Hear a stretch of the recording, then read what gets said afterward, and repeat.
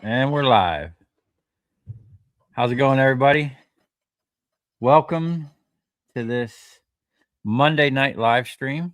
Been a while since we did a live stream. I've been wanting to clean those copper contacts for actually a while, ever since they came across the table.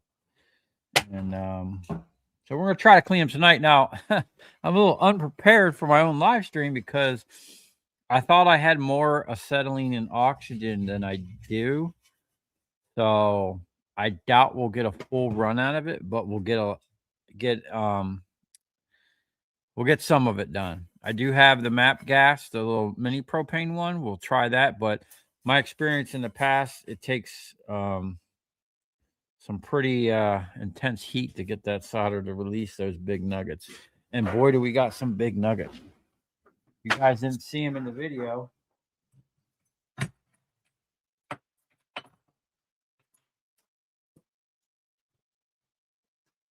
I got I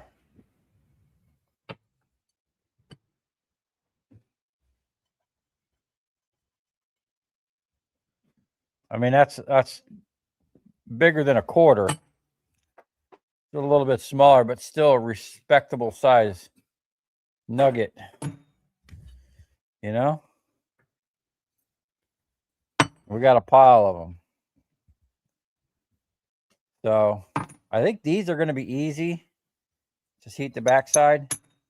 These have a huge, the copper's going to suck the heat away pretty good right there. So I'm pretty sure we're going to need the torch for that. Or maybe, what do you think? Should I hit the front side of it or heat the copper up? I don't know.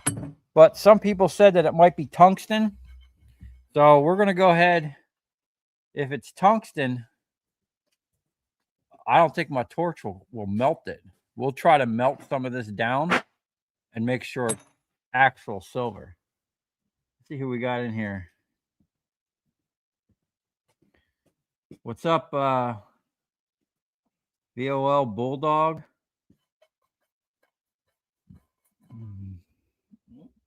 Jason, what's up? What's up, Rick? Rick Stort? Mr. Landfill? What's up, Silverlicious? Big Bam?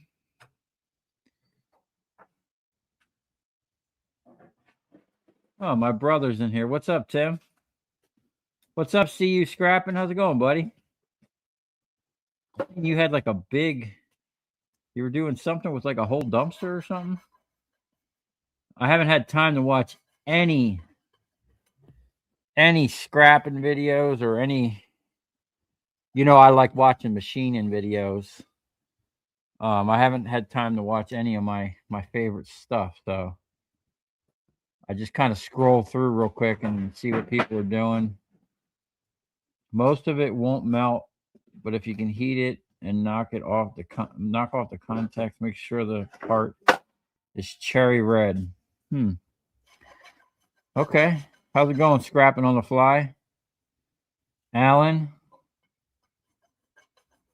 Hope you and your wife are well. Thank you, I appreciate it. Where are them nuggets?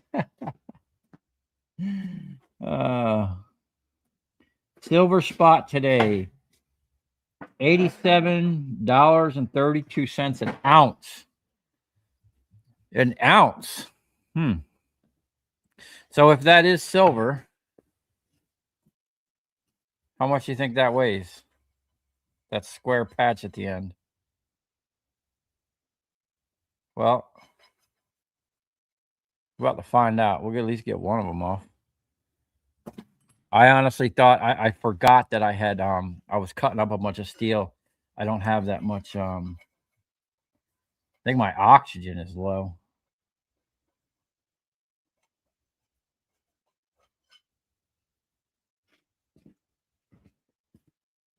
What's up, Gary Henderson? Yeah. That got postponed. The rental company sent the electrician a man lift with electrical problems. Oh, dude, that sucks. Wow.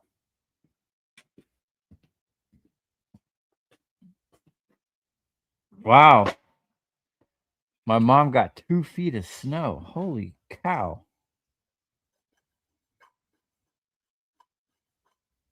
You think that little chunk weighs 3 grams? Huh. I guess there's only one way to find out. What do you think? Do you think the propane will get it off? Yeah. John thinks so. Hey, Mom. Hope it's going well out there. Staying warm. 2 feet of snow, man. I do not miss that one bit. Okay. The headphones are coming off. I'm going to turn my mic, turn my camera. Let's see. We can get on the make sure you guys can hear me. This might get loud.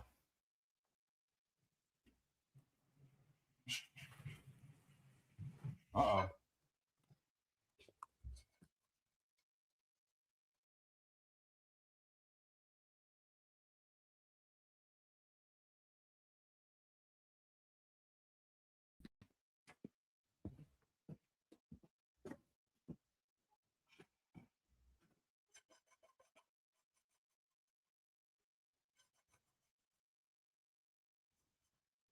Can you guys hear? Can you guys see my camera? It just went down for a minute. You want me to check? Yeah, check and see if I don't know if the live stream went down or what just happened.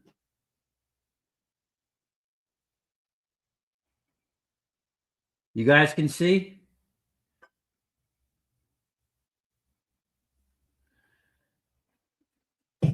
Okay.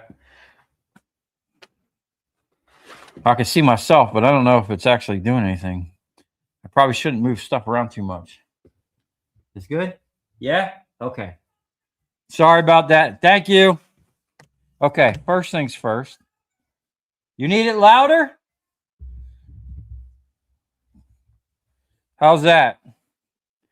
Crank up the mic a little bit. I got this mic. I probably need to figure out how to do directional. What's your noise gate at? I don't know. Safety first. I'm gonna put some glasses on.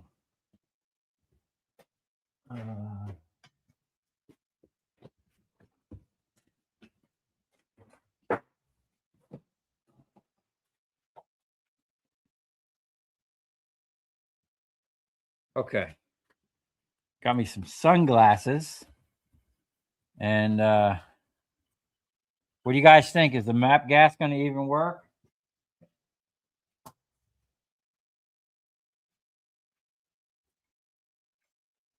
If you were live on live stream, I'd come up and walk you through the process. Hey, I'm on StreamYard.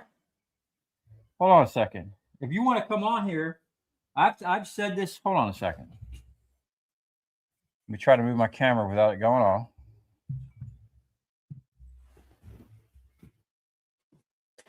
You're frozen. Oh, I mean, it is freezing out here, but You want me to check it?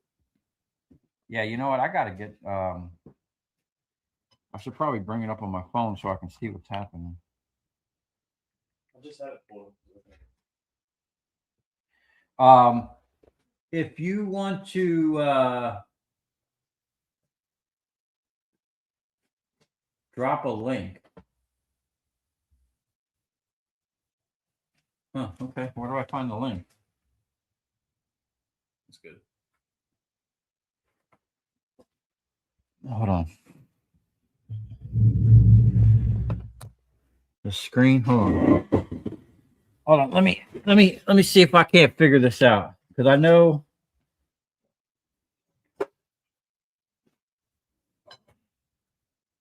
I did this before.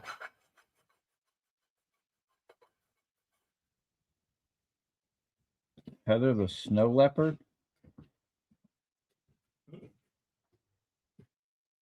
Huh. Trent. Do I get any advice for my dog? What about your dog? What's wrong with your dog?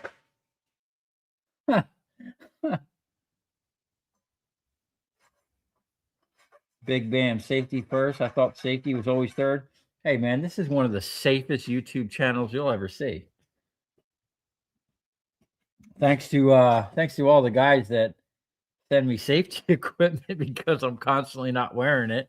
Yeah, he's loving the gloves. Hold on a second. Hold on. There's a way. Let's see. Screen share, send. Whoops.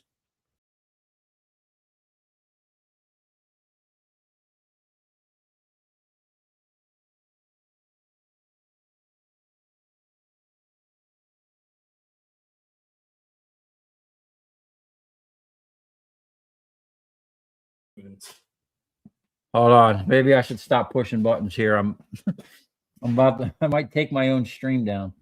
Hold on. There's a way. Notes, people. Are you trying to invite someone? Copy invite link. Let's see. Link copied. Hold on.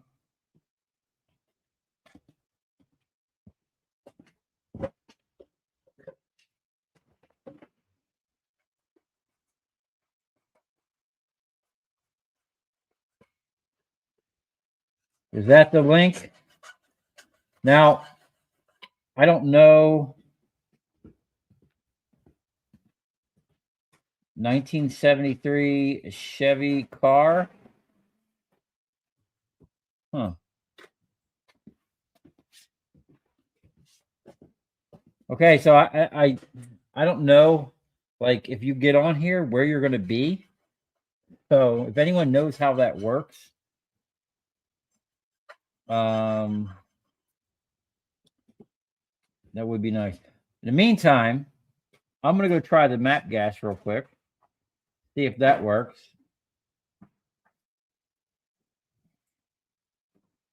But yeah, if any of you guys ever want to come on the live stream, just let me know in the chat. I'll figure it out. I think I can get up to, like, I don't know, 6 or 10 people. I forget what it is. I pay for StreamYard, so they let you do a bunch of stuff. And I'm hardwired in, so it should be high definition internet, or at least that's what they tell me.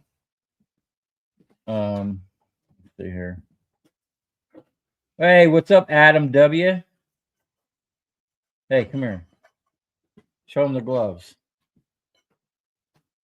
Appreciate it, dude. That's from Adam. Thank you. Now, these came from someone else, I'm pretty sure. These are like welding gloves. Adam said a pair of gloves like that before, like TIG welding gloves or something. I still have them. I use the crap out of them. They're really nice. Appreciate it. Get you some long needle nose pliers and hold on to it with the fire up mat gas and heat about 15 minutes. 15 minutes? Dude, we don't have 15 minutes for one contact, dude. We need to crank the heat up. We're probably going to go with acetylene and oxygen.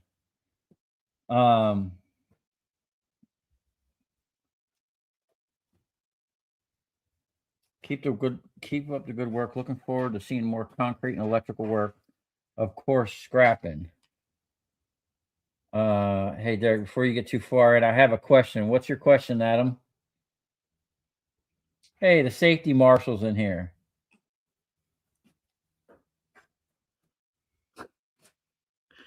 That's the,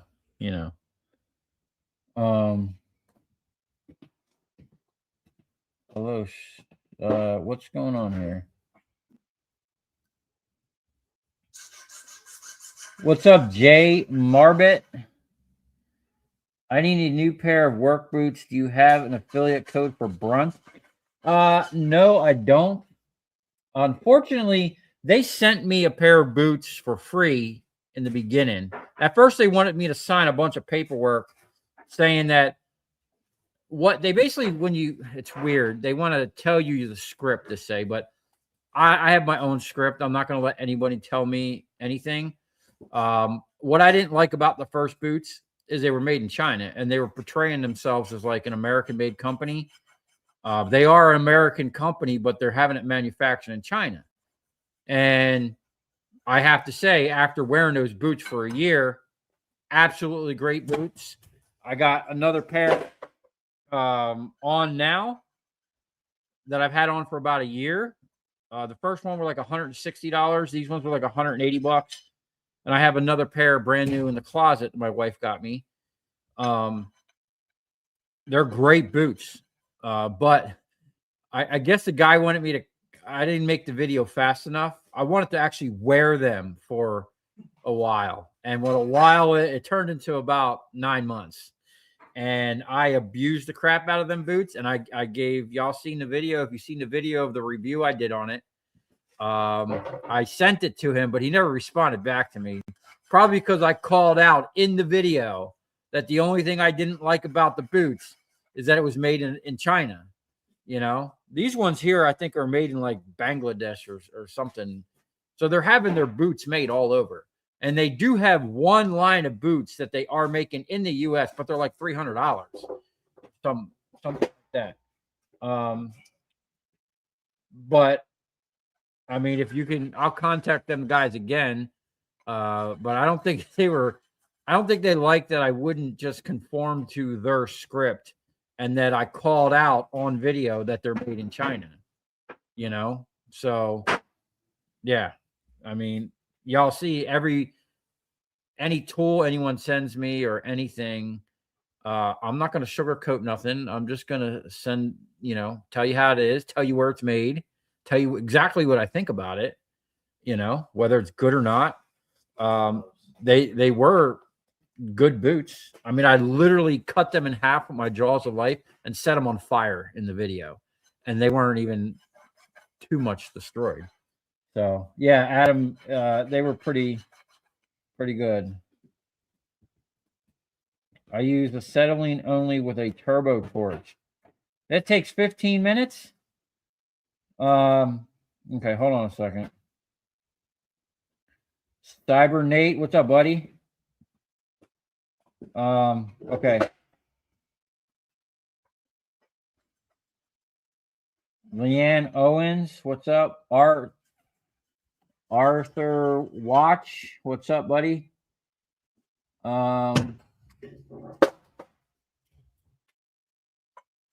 Jane Garland, how's it going? All right, we're about to get into some stuff here, okay? I got me a pair of those. I did have a pair of sunglasses. There we go. So we'll put them on in a second. I'm going to put the torch, get this set up over here. Try not to shut the stream down.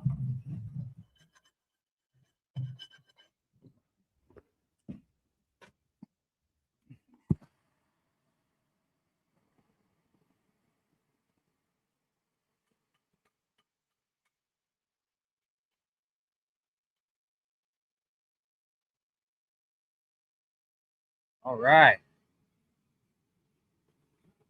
We're going to start with one of these smaller ones. Well, not that one.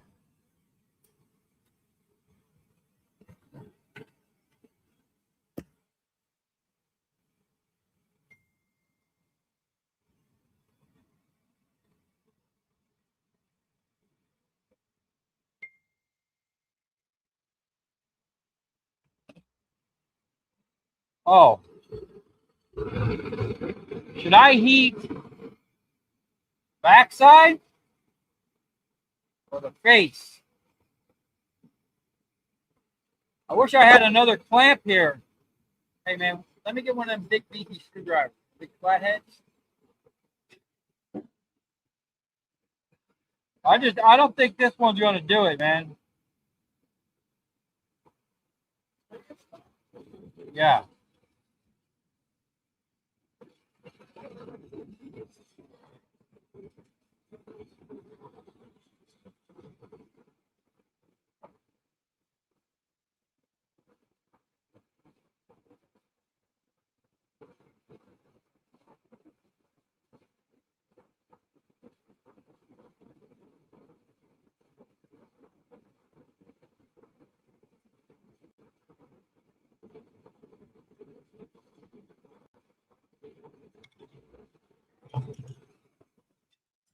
Okay. I don't have the patience for that. This is my awesome acetylene oxygen cutting torch. We're kind of limited on what we got to work with here today, but we should see if I can clamp right there.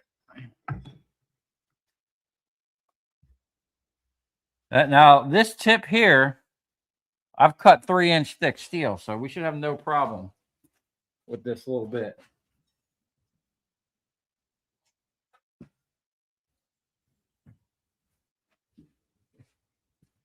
Hopefully we got enough in here to actually get something.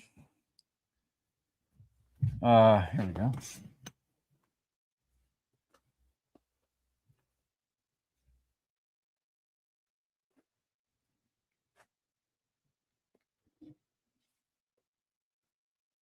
Wow, that's interesting.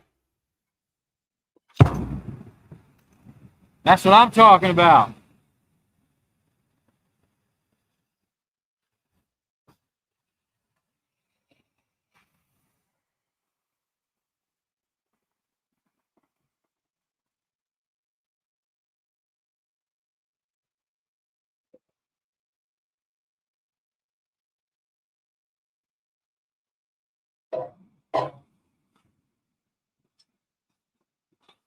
Oh, big difference. We're already red.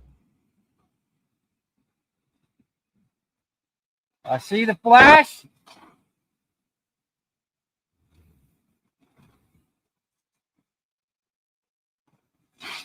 Boom. Done. Okay.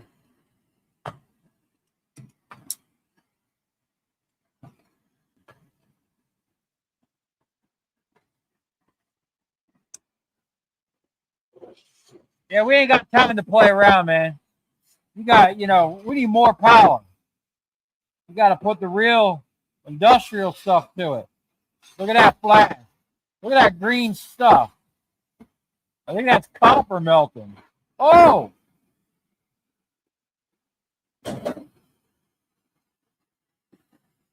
Okay. I got to kind of evaluate that for a second. Hold on. I feel like I can't see with these sunglasses at night. So, the first bit, it got so hot when it hit the table, it literally put a big flat spot in it. I feel like we lost some. We sure lost some copper on there. Put that in the number 1 bucket. We'll let that cool down. My lovely wife let me borrow her fancy kitchen scale. I don't have a scale that reads low enough temps. So, what do you guys think of that?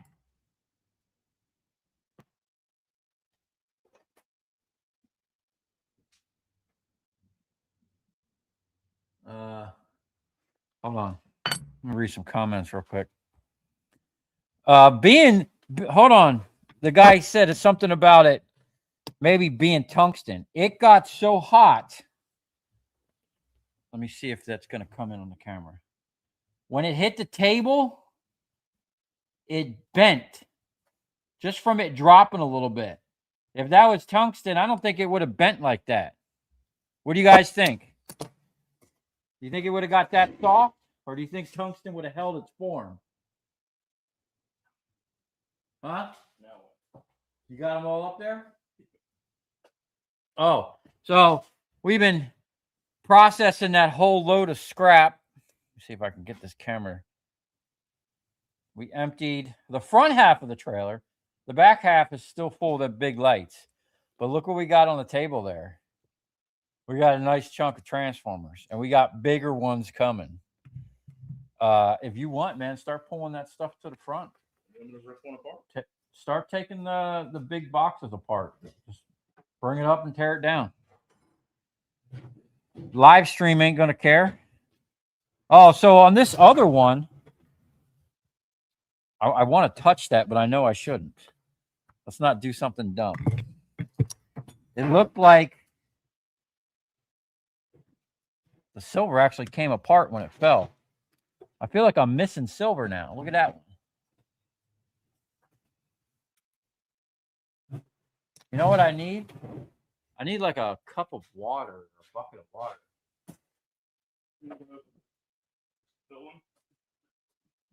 I wonder if this will hold water.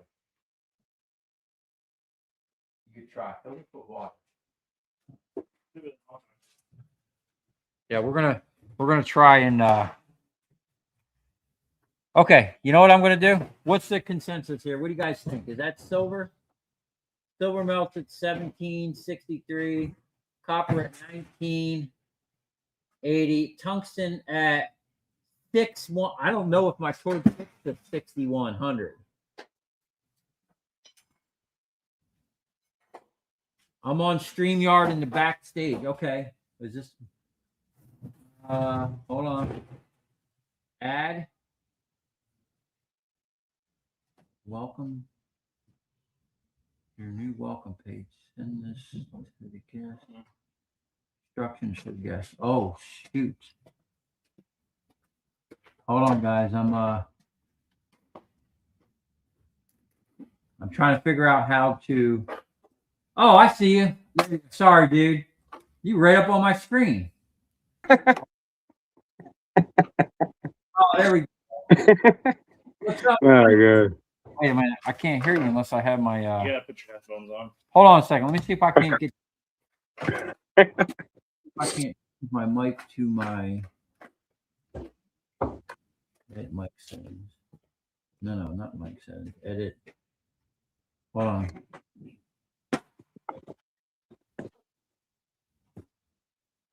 Hold on 1 second, guys. Can you guys hear me okay? I can't. Hello? What's up, man? Oh, I can hear you. Hey, what's up, man? It's nice to talk to you. It's nice to talk to someone on the stream. I keep telling people to come on here with me. I figured you get tired of talking to yourself. Yeah. Okay. I just want to try. I don't want to get out of this, dude. I don't know if I have to I don't want to do that. Let me just look at something real quick. Camera, audio, speaker, MacBook. Hello? Contacts are super Okay. easy, man. All right, now you're coming through my MacBook here. Okay. You found some dead lizard? 8 lizard carcasses. Oh, yeah, it happens sometimes. He's taking apart some lights. Okay. Let me see here. Whoa, we got bigger. Hey. Whoops. Oh, I turned black. Hold on. I'm trying different things. I got. Oh. Lay down, Chuck. All right. Audio and video is great. Derek will never tire of talking to himself. Yeah, my wife says I like to talk to the internet more than her. What's up, Adam W? My name's Adam too, man. Oh, really? Yeah. That's cool. Yeah.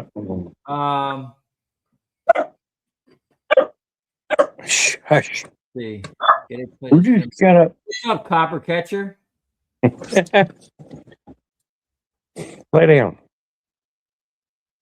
My flame is too hot. Make it carbonize and flame less neutral. Yeah, you can't keep it real hot. You can't get it hot? You gotta get it just the right temperature, man. I mean, tungsten, if it gets too hot, it'll explode. Well, it didn't blow up on me. We got. No. Let's see. Oh, they're cold now. That's more than likely that's silver, but it's about 80%. 80%. What we have to do? Melt it down and refine it a little bit. Yeah, you gotta drop it in nitric acid. Although, look at my table.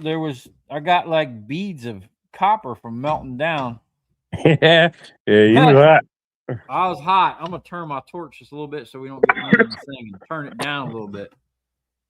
That's the thing about map gas. I mean, map gas won't it gets hot enough, but it's just barely hot enough. You know what I mean? You can knock them off, It didn't look like it was doing anything. but it takes freaking forever. If you No, we use ain't the got time for that, man. acetylene, We need to get it done. I got a right? bunch. I want to try one of these. I want to try one of these big nuggets. Hey, do you put it on the face or always hit Just, the backside? just on the back. Just on the copper? Yeah. Okay, we're gonna try it out. Come on, man. I'm gonna go back to comments real quick. Clean that off. Oh, okay. Where's my glasses? Yeah, I always look for my glasses. Most of the time, they're on my head. no kidding. I'm the same way. What's up, Chad? I'll turn it down a little bit. Yeah, turn your oxygen down a little bit. I never hit it with oxygen. These are some big nuggets, though, man. That copper's sucking the heat out of it. Yeah, I know it. That whole piece of copper has got to be cherry red. That sucker, it'll fall right off though. That's why I cut them short. I mean, that is a big nugget. Yeah, I always cut a lot of that copper off and leave a Cut it short off? piece. Yeah, cut all the copper off except for a little short piece. That way you get more of the heat. Okay. Well, we're gonna see what this does right here. Yeah, you're hot enough. I mean, I can see the flame. I liked it before, man. It was getting hot like instant. Yeah. Sometimes Let's see. you need some instant gratification. We got a lot of this stuff. I want to try to get through a bunch of it, but Yeah, I've got about 6 or 7 pounds of it left out here. It belongs to CU Scrapping that I ain't processed yet. I don't know. I ain't had time to do nothing. Been sick and everything else. 6 or 7 pounds of what? Contacts? Yeah. Yeah, out there in my garage, they belong to CU Scrapping. Oh, I see that. I see it bubbling. Can you guys see it changing colors? If you look, there you we go. got the whole nugget that time. Yeah. If you look at that close, you'll be able to see the sorter run out from behind it. And once you see the sorter run out from behind it, you knock it off.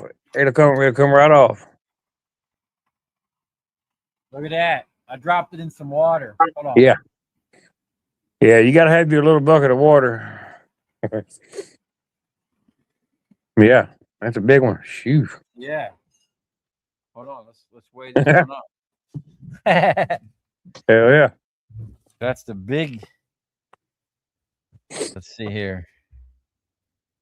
You say you ain't got a scale that'll weigh it? Well, I got this one. Oh, okay, yeah. It'll weigh grams, I guess. They can hear you. This one weighs 32 grams. Damn. That's a nice one. And then the other two, so all together, we're sitting at 55 grams right now. Heck yeah. And this copper is still radiating a bunch of heat. Holy cow. We're dropping it in some water. That's like you'll end up picking it up and burning your fingers. Yeah, I just threw it over there. All right, I'm gonna try to bust out. You know what? Dag, I wish I can stack these. What if I do that and we do 2 at once? All I know is I'm getting low on my gas.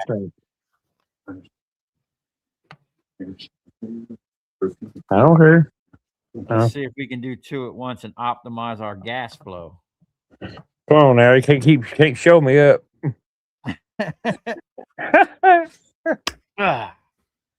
Oh yeah. Okay. Yeah, I've got a lot of them that belongs to Roger. CU Scrapping. He's Yeah. I've just been too daggone lazy to go out there and work on them because it's been so cold.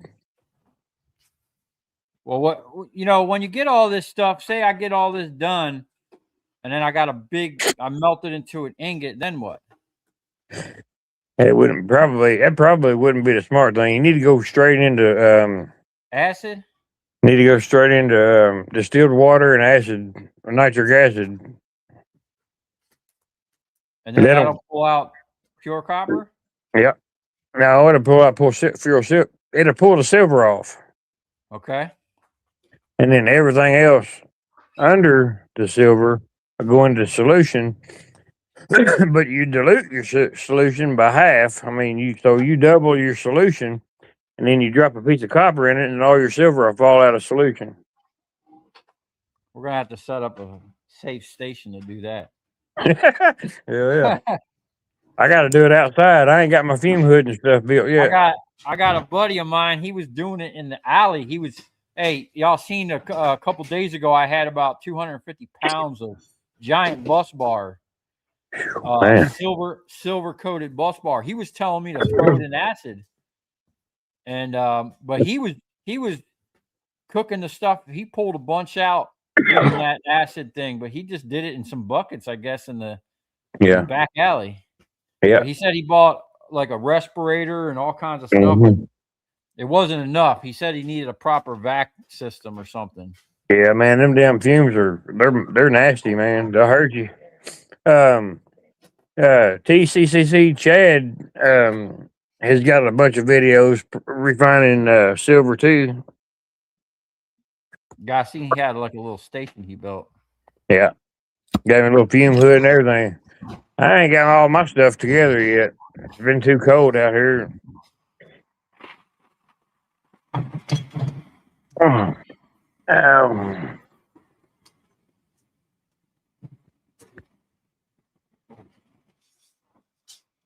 I wish that thing. There it is. StreamYard is different on a telephone. Oh, really? Yeah, I can't hardly see the comments unless I switch screens. Let's see.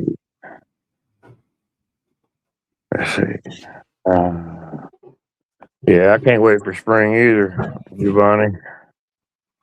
Oh, Joe. Derek's lucky it don't ever get cold down there. Man, I'm wearing 2 shirts and a jacket. I'm freezing, man. We had What's the temperature down there? come blowing across this field today.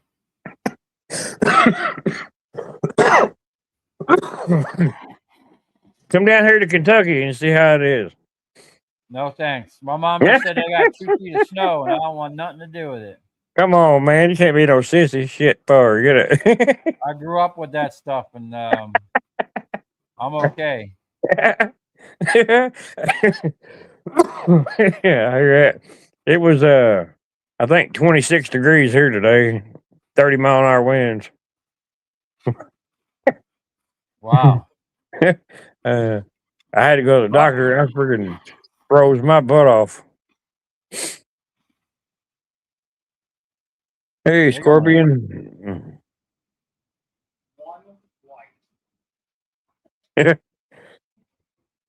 What is that? We had a blizzard overnight and today in Connecticut. Oh my God.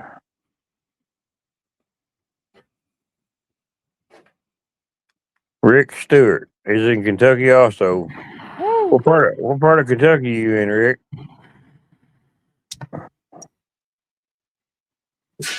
It's going down to 42 tonight in Palm Beach. 42? That's warm. Yeah, my wife is telling me to put the blankets on our old horse. I think they can handle it. Their body temperature is a lot hotter than ours. But you should see everybody around this area. Everybody that has horses has they don't put the blanket on them. Man, I'm gonna crank this thing up a little bit. Whoops, went the wrong way. I got a problem with my valve here. It it twists, but it moves in and out. When you move in and out, it does funny things. Yeah. So we need a rebuild kit or something. I've got an oxygen acetylene torch out there, but I don't know how to use it. Oh, I blow myself up. Come on, dog. Get off of me. Oh, my God.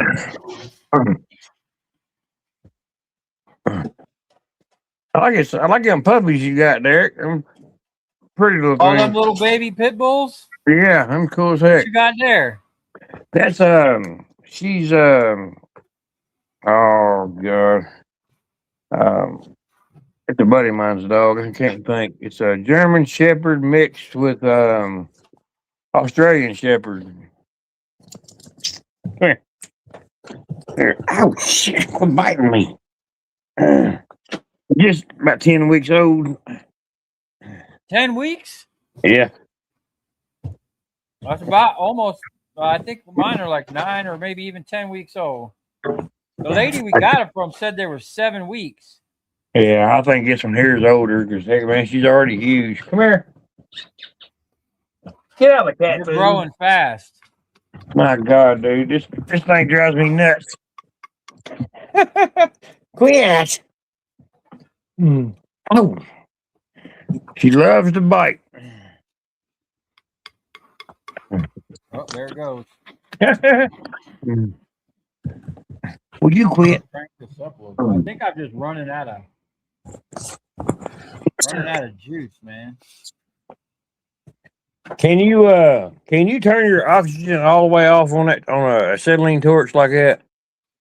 Yeah, I can, but if I do that, It soots, doesn't it? it just does that. All right, can you turn that down? I can, but Oh, yeah, no. This is a cutting torch, so it's made yeah, for you need oxygen, yeah. See, I've got the only thing I buy. and that ain't nowhere near as hot as when I put that like that. No. I've got that little turbo torch out there, and it burns a flame just like that, but it pulls the oxygen out of the air and mixes with the acetylene. I'm gonna have to look into that if I'm gonna do a lot of it because I have probably 3 or 4 55-gallon drums full of breakers that I've been saving. Oh, I got a bunch of them myself, the huge ones.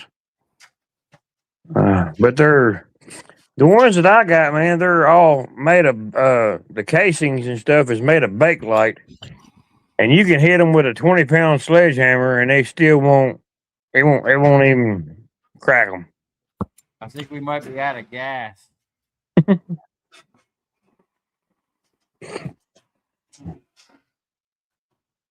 Hey, merchant, what's up, Dusty?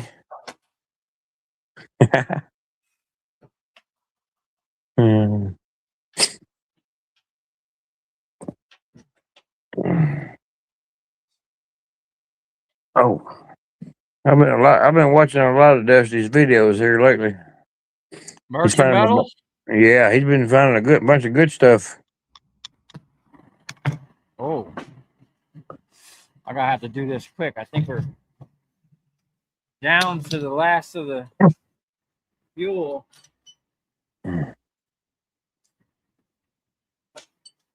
She don't want to go no hotter. Where he just gets he just goes out and got some good dumpsters or something. Where's he getting all his material? Oh, out of dumpsters and stuff right now. And I always thought that was crazy. Hey, when I first started, I had a guy that worked for me, and every time we go to one of my customers where I buy the stuff, he'd go find some dumpster because usually we'd be in a commercial place, you know. And he would always come back with something. Yeah, he'd always come back. One time he came back with an entire bag of rigid power tools, 20-volt power tools, the batteries, the chargers.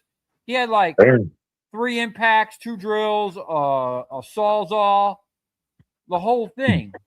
And they all worked. There you go. That's crazy. the human race, man, they're just so wasteful. You Yeah. know, why not give that stuff away to somebody that can use it instead of throwing it away, you know? That's what I do. I mean, I had a whole bunch of you remember the old Black and Decker battery powered stuff? Yeah. I had a crap ton of that, dude. I mean, almost a freaking bed of my truck full of it, and I gave it away just because I already had bought brand new stuff. You know, I'm not going to throw that stuff away knowing somebody else can use it.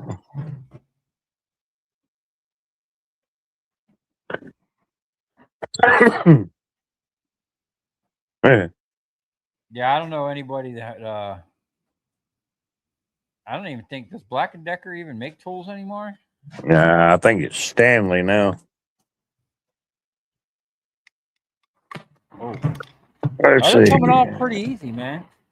Good to see Trying to get you. all these big ones off. Yeah, man, they're there. There's what's going to pay off. I got a couple 600 and 1,000 amp breakers I've been holding on to. I'll make a video on them. See if we can't get. Let me get my jacket on. I'll walk out here to the garage real quick. Okay. Oh shoot, it's freaking cold out here tonight, man. It's like 17 degrees. Ah, no, dude. Hey, when I was working on my truck, it was like in the 20s and 30s with a wind coming off of this farm next to us, and man, I was freezing. I literally had some gloves, and I took a hot plate, and I put like a couple paper towels in there, and I put those gloves, like 2 pairs, in the hot plate, and I was rotating. I kept rotating them out. So I always had nice, warm, crispy gloves when my fingers started getting numb. My God. Oh, let's see. Is my garage unlocked? Is my garage unlocked? Oh, shit. I'm going to have to use the damn flashlight. It's dark out here. Oh. All right, give me just a second. Can you guys see that thing changing colors? Yeah. She's cherry. Damn, I can't see nothing out here.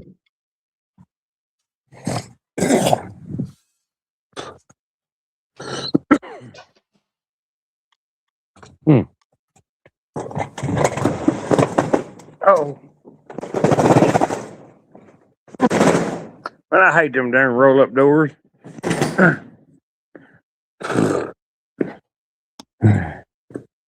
They get cold, you can't hardly operate them.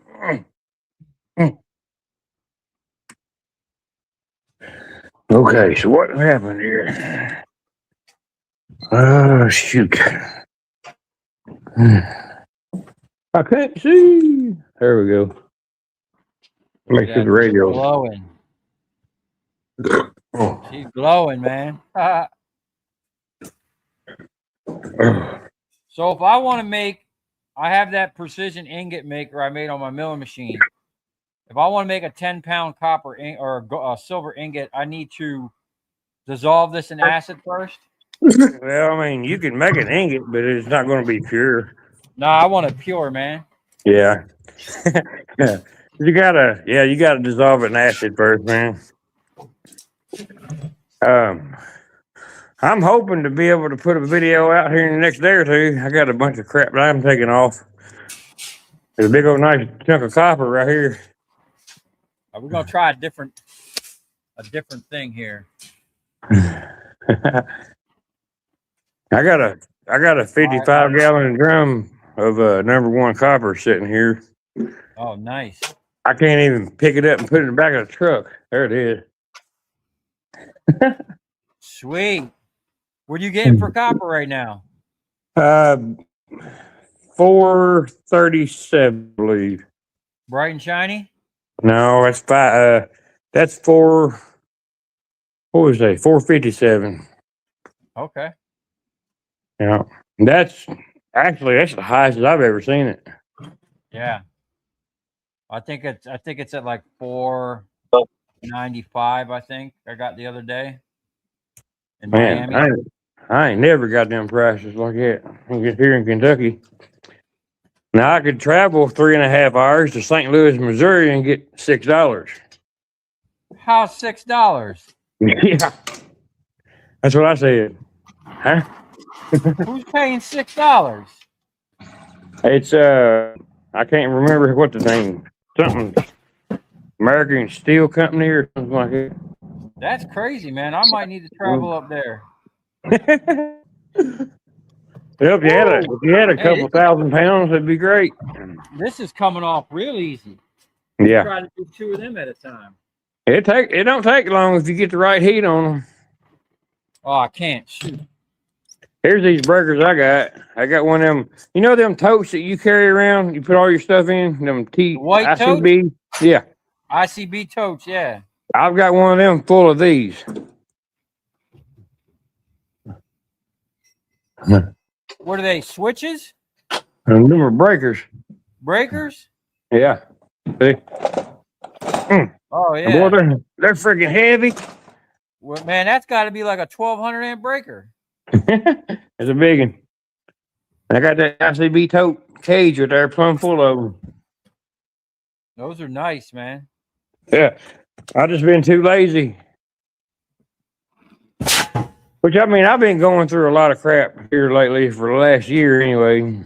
And plus, January the 20th, I found my dad dead. I'm sorry, what was that last thing you said? I said January the 20th, I found my dad deceased in his apartment. Oh man, sorry to hear that. He'd been laying there a month. Wow. So you can imagine what he looked like. I mean, but yeah, it was rough. It's been rough. I just got all this copper. I just got it yesterday. Did you strip it or did you buy it like that?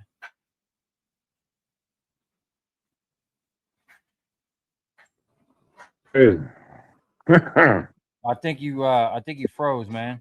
Did you There's some kind of transformers, and I got this. If you get them hot, you got this daggone white coating all over them, and underneath it turns into like a glitter. So I mean, it gets airborne, and they look like this. See all that fuzzy stuff? Man, that's probably asbestos or something. It's like, see. I mean, once you get it hot, it comes off. Oh, but it's probably fiberglass or asbestos, man. Be careful with that stuff. Yeah, I wear a mask. Yeah. Yeah, I wear a daggone respirator with that stuff. I don't mess around with it. I'm wanting to take my copper stripper apart and make one kind of like what you got. What do you mean? I'm gonna take this thing apart and rebuild it and make it like yours. This here's slow compared to what you got. Oh yeah, you got it. One of them Vivor. That's a Vivor. I mean, it's nice. I mean, it strips any kind of wire really. Is it a 4-roller or 2-roller? Nah, it's only a 2. It don't slow me down though. I can freaking get her done. Hey, it's better than doing it by hand. The Heck first yeah. powered wire stripper I had was 1 roller and it didn't even have blades. I cut my blades into it like manually. Just smash the heck out of it. Oh, get it just right, man. He's come off quick.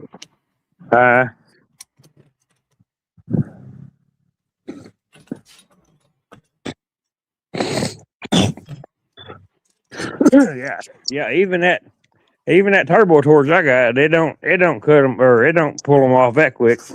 That oxygen's helping you a lot. Yeah. Got to get right on the right spot. This thing heats up right away. Oh, you know what it is? I'm wondering why the second one. I know what it is. I'm heating one side. It's putting heat in the whole part. So the second one, coming off a lot quicker because of it. That makes Yeah. Yeah, if you hit them on the front and they're actual silver, the silver will melt off first, and you'll lose a lot of it. Yeah, I'm watching it like change color. My pliers are getting hot. I'm gonna have to. I got another set right here. Heck yeah. I think my acetylene is running out too. If I had more, these would get hot like almost immediately. Yeah. Heck I yeah. think that's the way to do it if you're gonna do a bunch of these quick. Yeah. Oh shoot! I was gonna show you that dadgone torch. Oh, you know what I was gonna do? I'm gonna have to try this. I was gonna try to preheat these in like my kiln or the incinerator. The incinerator might, if it gets hot enough, it might freaking. Hey, I put a bunch of them with a Bakelite breakers in there. It Mhm. melted the silver right off, and it made a huge mess. It was hard to recover it. Yeah. So Ooh. I don't know if it would be you could melt all that stuff down and use acid, or like I was talking with my buddy about the copper bus bars that's got the silver. Could you use reverse? You know how they chrome plate stuff? They put it in the vat and they use electrolysis or whatever. Yeah. Could you do that with the silver? Yeah, probably. I don't know a whole lot about that one. Reverse electroplating will work though.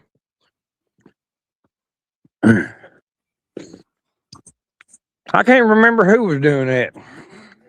What? It's dark. It's cold out here. Yeah. All right. Got the one we found in the truck? Oh. Man.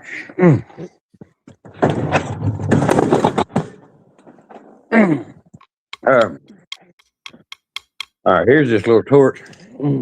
Let's see. It's got just one knob on it.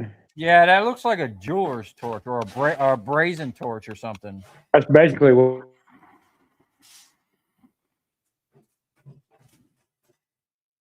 Really? There. One of them little tanks. I'll show you real quick. One of these small tanks. Yeah. The acetylene is $80 and the oxygen is $120. So, I ain't been able to afford either one of them right now. That's one reason why I haven't been doing any processing. But I'm gonna try as soon as it warms up. I'm gonna try to get things going again. I had to switch out to a different pair of pliers. Oh, put them in the water.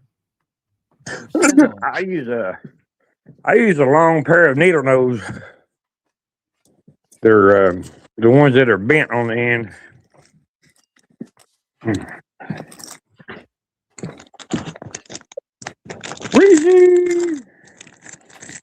This seems to be working pretty good. Yeah, dude. Yeah, you got that oxygen on it. It's helping you a whole lot, but they're coming off quick.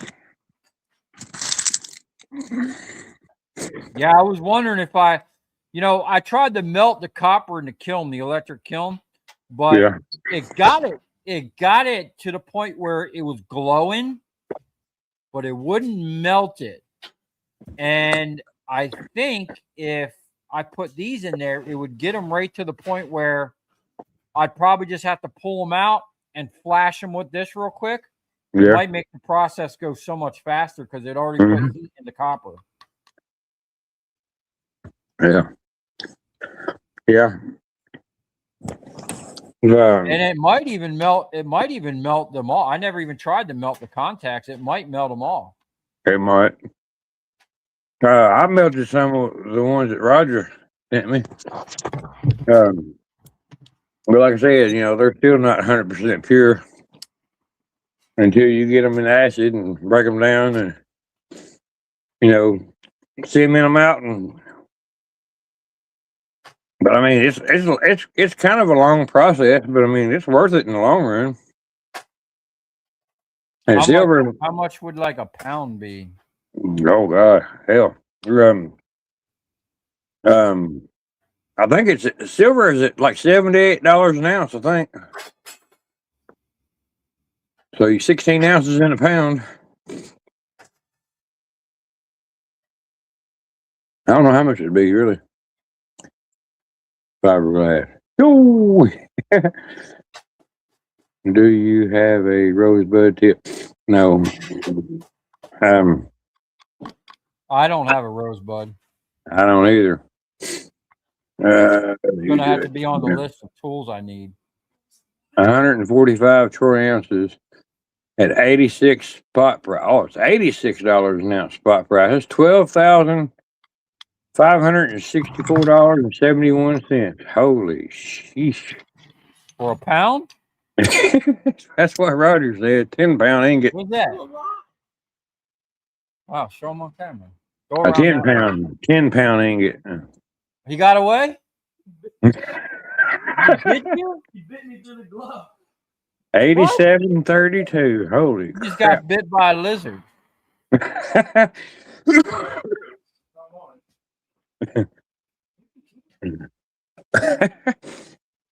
Oh boy. He was playing with the wrong lizard. He came out of light. Was he a iguana or one of those anole lizards?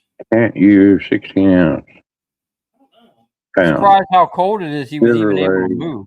When I lived down in Deerfield in Broward County, I used to in the wintertime, them lizards would just freeze mid-stride or on the tree, or unfortunately a lot of them drowned. But I would walk my dogs. I'd just go pick up a bunch of them. I'd bring them home, put them in the dog cage, and man, they'd freak out. But I think I saved a couple of their lives. Yeah. I've been seeing like on a the news animal. where iguanas are falling out of the trees down there. Yep, that's exactly what happened. My God. Man, we got a whole pile of nuggets here.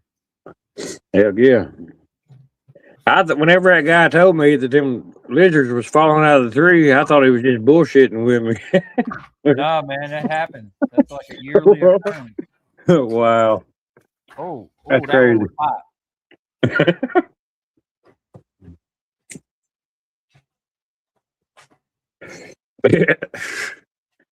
My God. Could you imagine walking through town and look up and a dang iguana smack you in the head? Down here, there's companies that, like, you can have a business where you go around and shoot them with BB guns because there's so many of them. They ruin people's gardens. Yeah. Somebody said that they was really good eating too. Yeah, I knew some. I worked with some Mexicans years ago. They used to eat them. Ooh. I don't know if I could bring myself to it or not.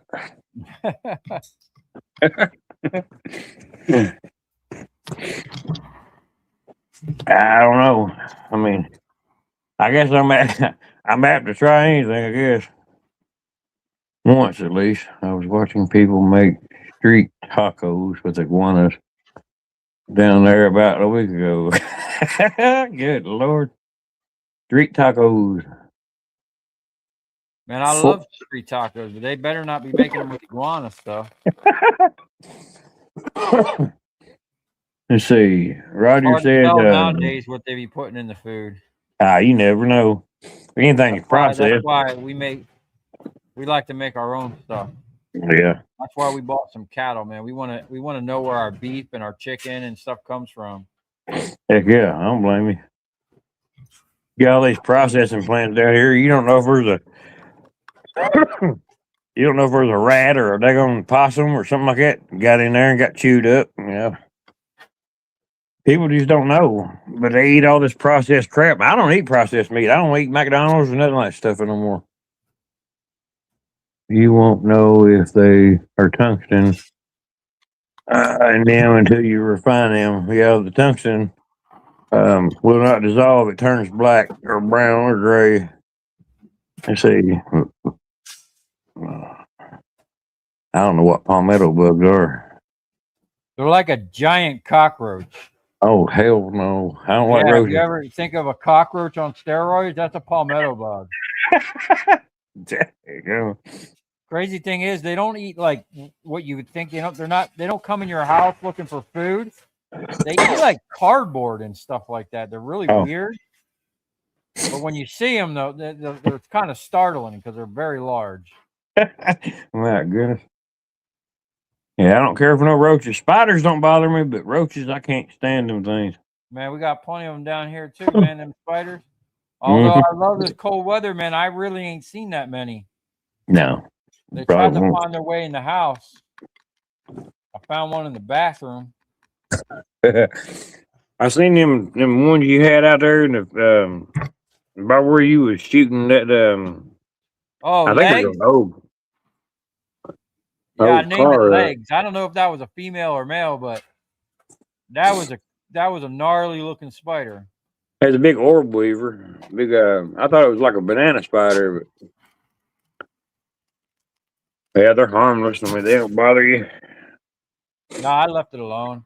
The way I figure it, they're out here eating the bugs and skeeters and stuff that bite me.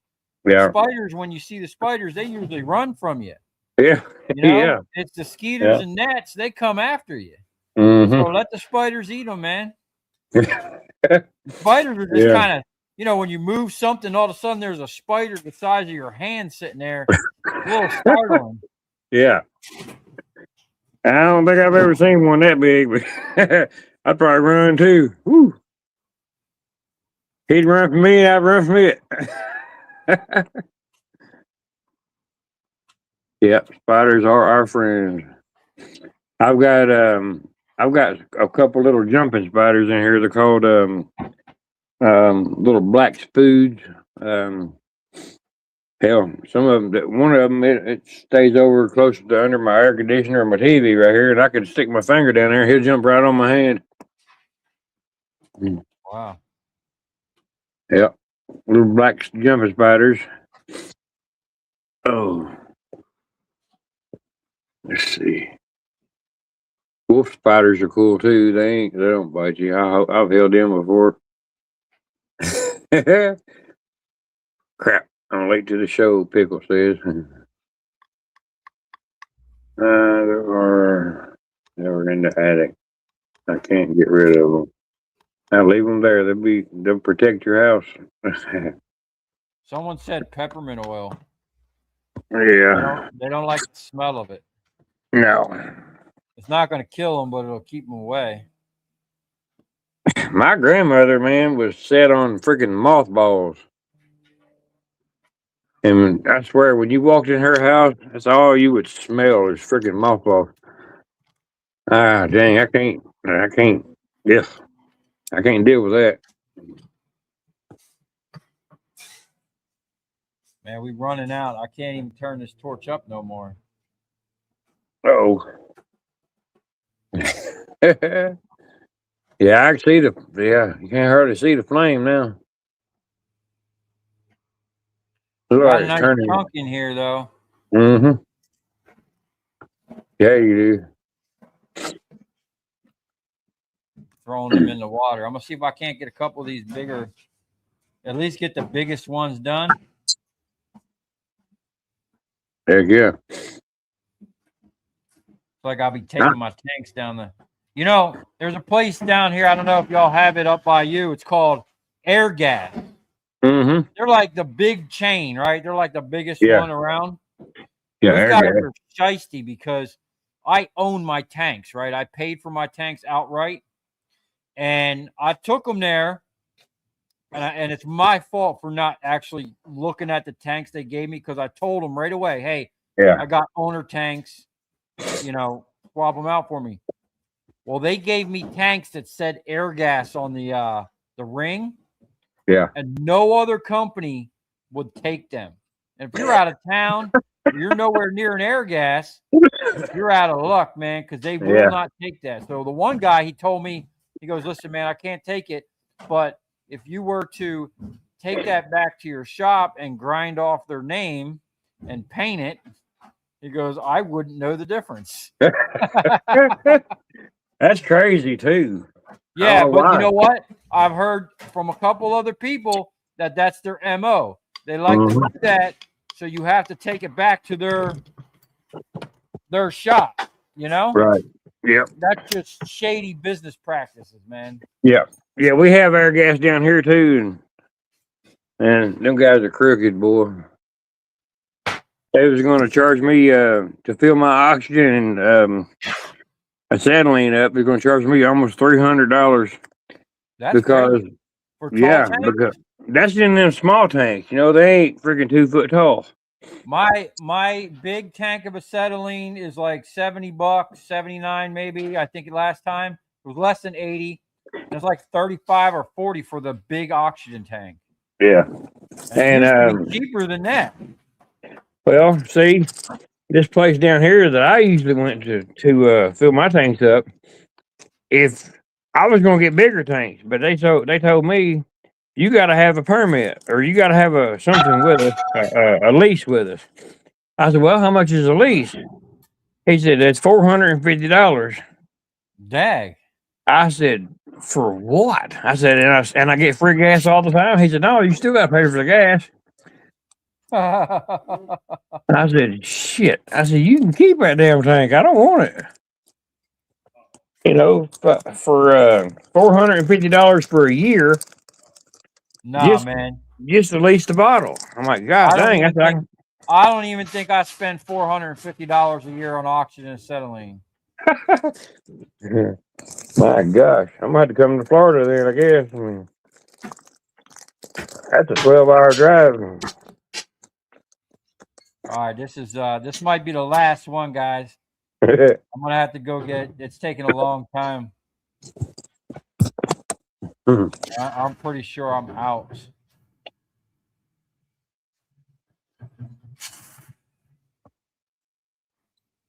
Yeah, with the proper stuff, dude, this will heat up in seconds.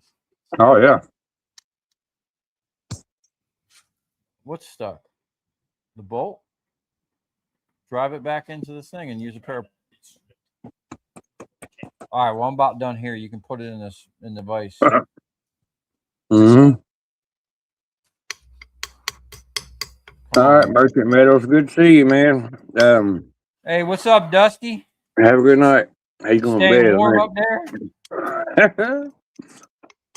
Oh, there we go. Okay. That's going to be it. We did yeah.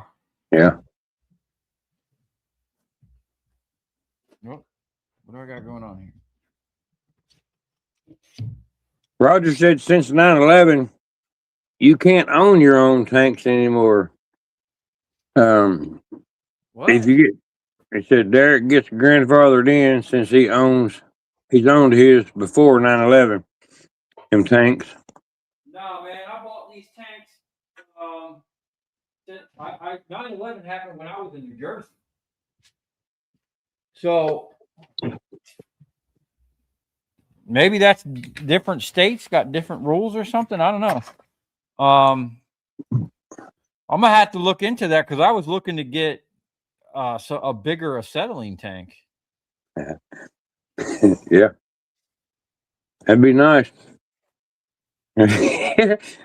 Cross, I was eating a Reese cup. Okay, this is what we got. There you go. Yeah. I got it in the water. I'm gonna drain this down, but we got a pile here of number. I'm gonna consider that number one copper, and we got a whole bunch of silver. Oh wow, man, that stuff weighs. And whenever most of them you pull out of the breakers, you'll see the whole thing is plated, and people say, "Well, they're tin plated. They're tin plated." No, that's silver too. The whole what? The whole piece. If you see the whole piece, that the contact is hooked to. The legs or the knives or whatever.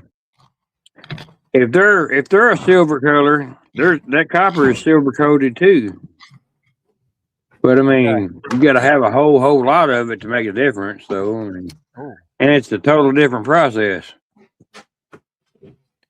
Okay, let's see what we got here. I'm gonna here. Chad, TCCC Chad said, we run propane with liquid oxygen. That's what they run at the scrap yards down here. Yeah. They run big propane tanks. Mm-hmm. Try these off a little bit. It seemed like it'd be cheaper.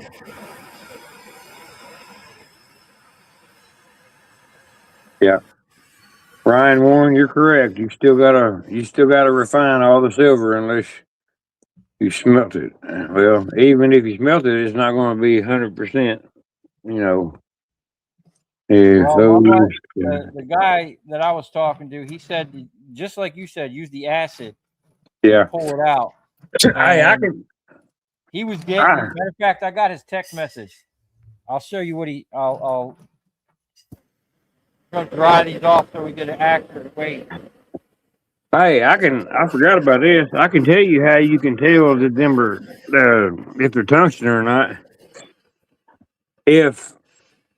If the contact looks like it's got a waffle pattern or diagonal lines or whatever in it, any kind of lines, that's most likely, or a dimple in the back, like Chad said, they're tungsten, they're plated tungsten. But still, I mean, you can still add them to that solution and get your silver off of it and throw the tungsten in a jar somewhere, rinse it off. And you can sell tungsten too. About to say, how much is that, man? I don't know. I think it's like $7 or $8 a pound. Wow.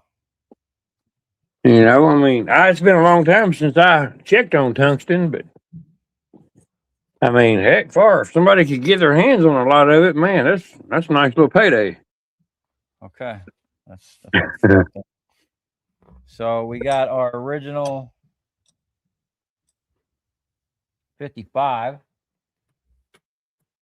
That's still kind of warm. You might have to go to the bigger side. Hold on. Let's go over here. Yeah.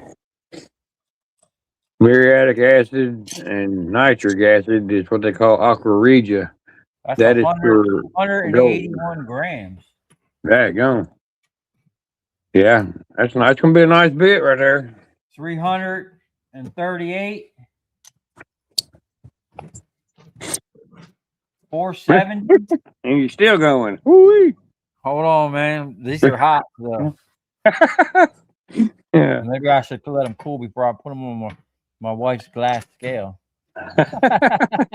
Yeah. We'll let them cool down for a second. Okay.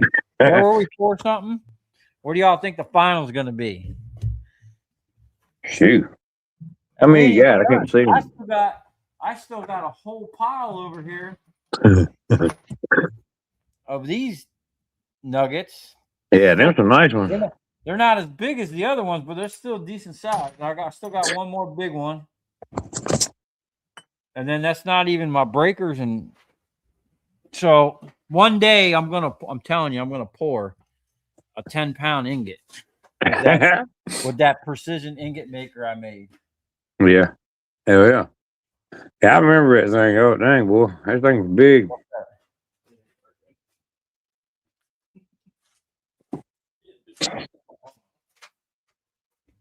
You need something solid, man. Bro, how'd you get that stuck in there like that?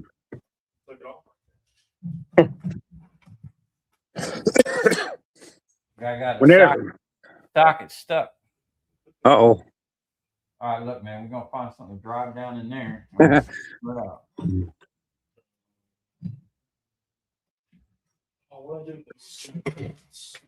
Any bolt?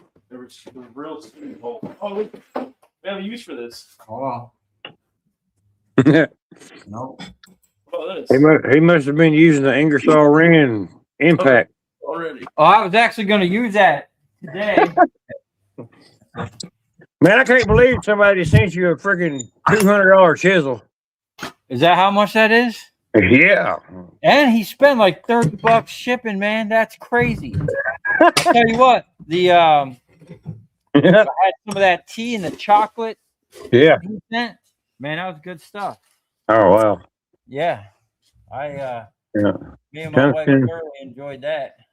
My Although the God. ham flavored nuts were a little odd. Yeah. But I appreciate, whatever anyone wants to send, or Yeah. everything that anyone's ever sent me, I've used or whatever. Hell yeah. Um, I'll take all the chocolate I can get. yeah. I need to put on some weight. Let's see what we got here.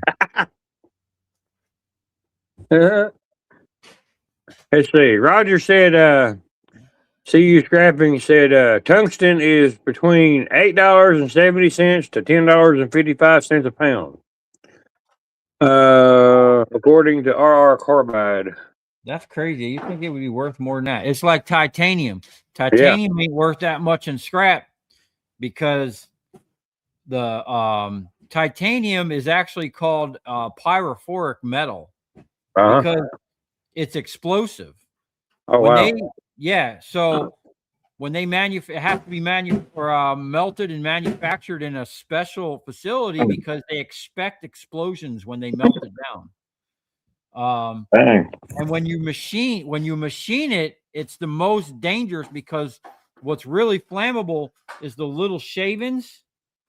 Yeah. It creates a problem. Matter of fact, I saved some titanium and I was going to run it on my lathe and do a couple experiments with it. That's why videos years ago, I brought some titanium to the scrapyard. And then when I found out how much it was worth, I was like, oh man, I got a better idea. I got something fun to do with it.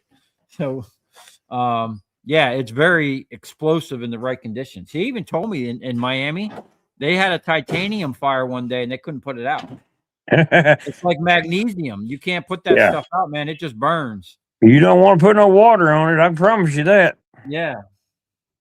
I used to work at a aluminum smelting plant, and we manufactured the casings and steering wheels and stuff like that for cars. You know, the transmission gearboxes and all that crap. Yeah. And we made that stuff. The steering wheels and stuff we made out of magnesium. I first started working there. I did not know that you couldn't put water on this stuff, man. And I tell you what, we had what they call a biscuit. It's an overshot. We had a biscuit come off, and it was sparking and throwing a fit on the floor. And I throwed water on that damn thing. And I tell you what, it didn't take me long to get away from it because I mean it was like a freaking lightning show in there, buddy. I mean it lit the whole building up.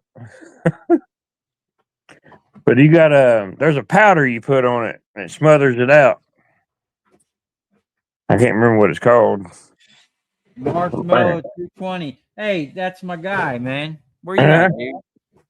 Hey, he's a guy that was doing the nitric acid. Yeah. Hey, what was the purity? He sent me a text telling me how pure he got it. Hold on, let's see if I can find it. He pulled it off of copper bus bars, or no, wait a minute. Was it bus bars or was it silver plated silverware, I think? Yeah, he's probably silverware. But I mean, that's a different process. I mean, you can do the 98% on the gun it showed. 1% chromium and 1% steel. Yeah.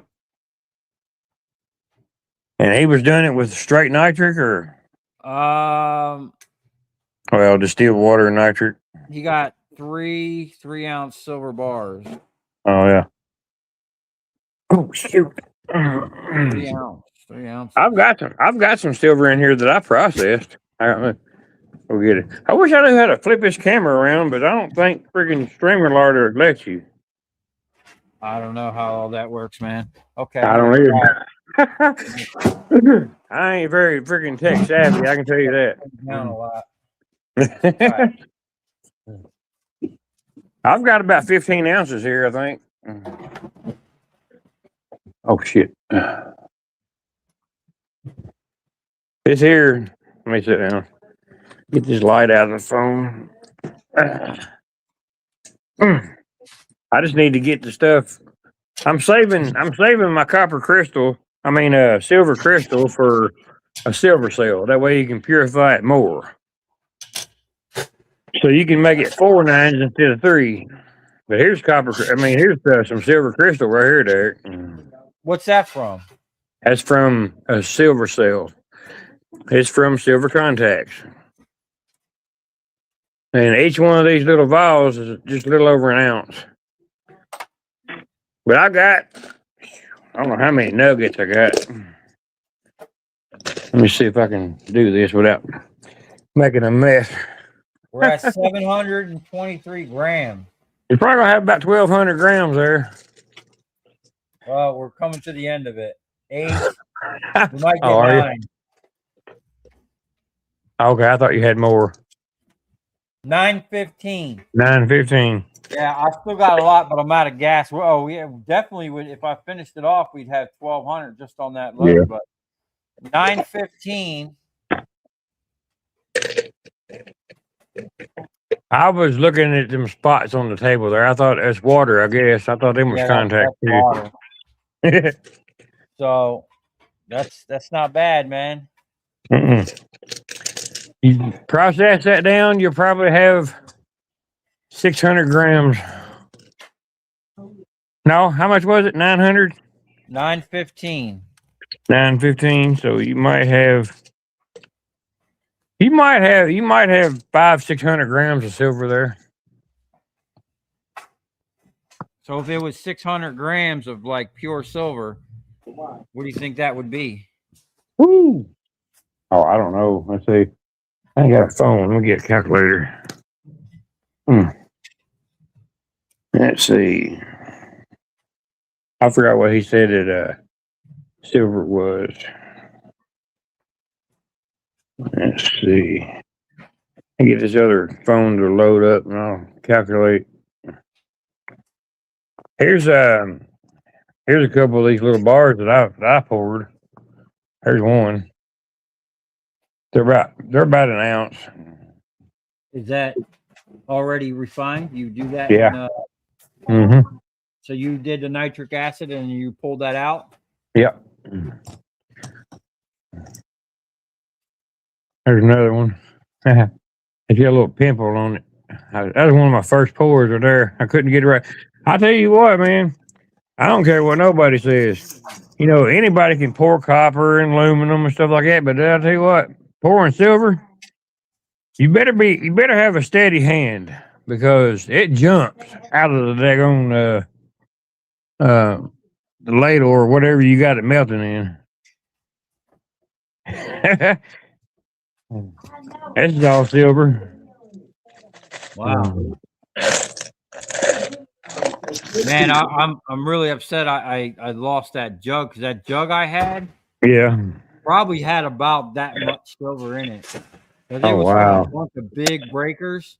Yeah. And I think it got sent to the scrapyard, man. as number 2 copper. Damn. That was in the move. That's when he was moving.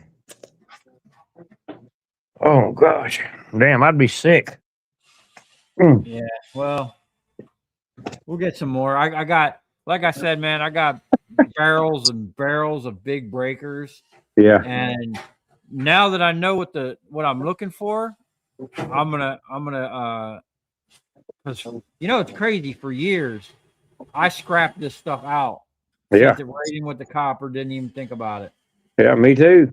And man, it probably pounds went to the scrapyard. Yeah, me too. I mean, heck, I've scrapped that stuff all my life, and freaking, I don't know how much money we've lost on that crap. Somebody got happy. Yeah. Damn. Gotta go. Catch you. See you later, Adam W. Thanks for stopping by, man. Take her easy, Adam. So with this 2,700 is good cash at $87 an ounce. You guys saying that's worth $2,700? I think he said 14 ounces in a pound for silver. I don't get that because I mean 16. Oh, that's troy ounce, but 16 ounces is a pound. You'd figure. Does this do ounces? Hold on. Let's just do that. Hold on. Where's my dang calculator? I don't It's want got that. different units.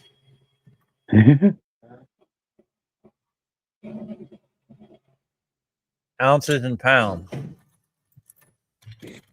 Okay, so you got just say you got the 80. What was silver? $87 a pound. I mean ounce. $87 times 600. I got 2 pounds and 0.3 ounces.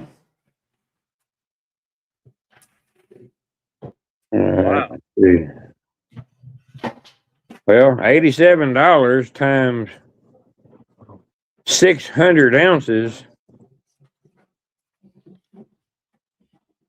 Oh no, I said I mean 600 grams. I don't know how much a gram goes for. 600 ounces would be grams, 31, 50 grams. 31 grams per ounce. Hmm? Someone's saying I think I have 29 troy ounces. What is that? A troy ounce is 31.1 ounce or Is that what they're grams. trading on? Troy ounces? $87 or $80 a troy ounce? Yeah, a troy ounce is 29 troy ounces, $87 per ounce. So you got $1,600 for 600 grams. Yeah, it'd be nice if you could find some freaking body to buy it. Yeah. I went down here to my local jewelry store and asked him, did he buy silver bullion? He said, "Well, show me what you got." He showed me what I got, and he put it through. He said, "You're gonna put it through a bunch of tests and all this stuff." Man, it took me a month to get that daggone piece back. Wow. And he said, "No, I don't want it." I was like, "Why not?" He said, "Well, it's only 99.5% pure." I said, if you're making jewelry out of it, you don't want pure silver because it's going to bend and break and everything else. So, you need base metals in that silver." And he just looked at me like I was stupid and told me I don't want it. So I just walked out. I don't want to deal with some idiot. I mean, Wow. trying to get something for nothing.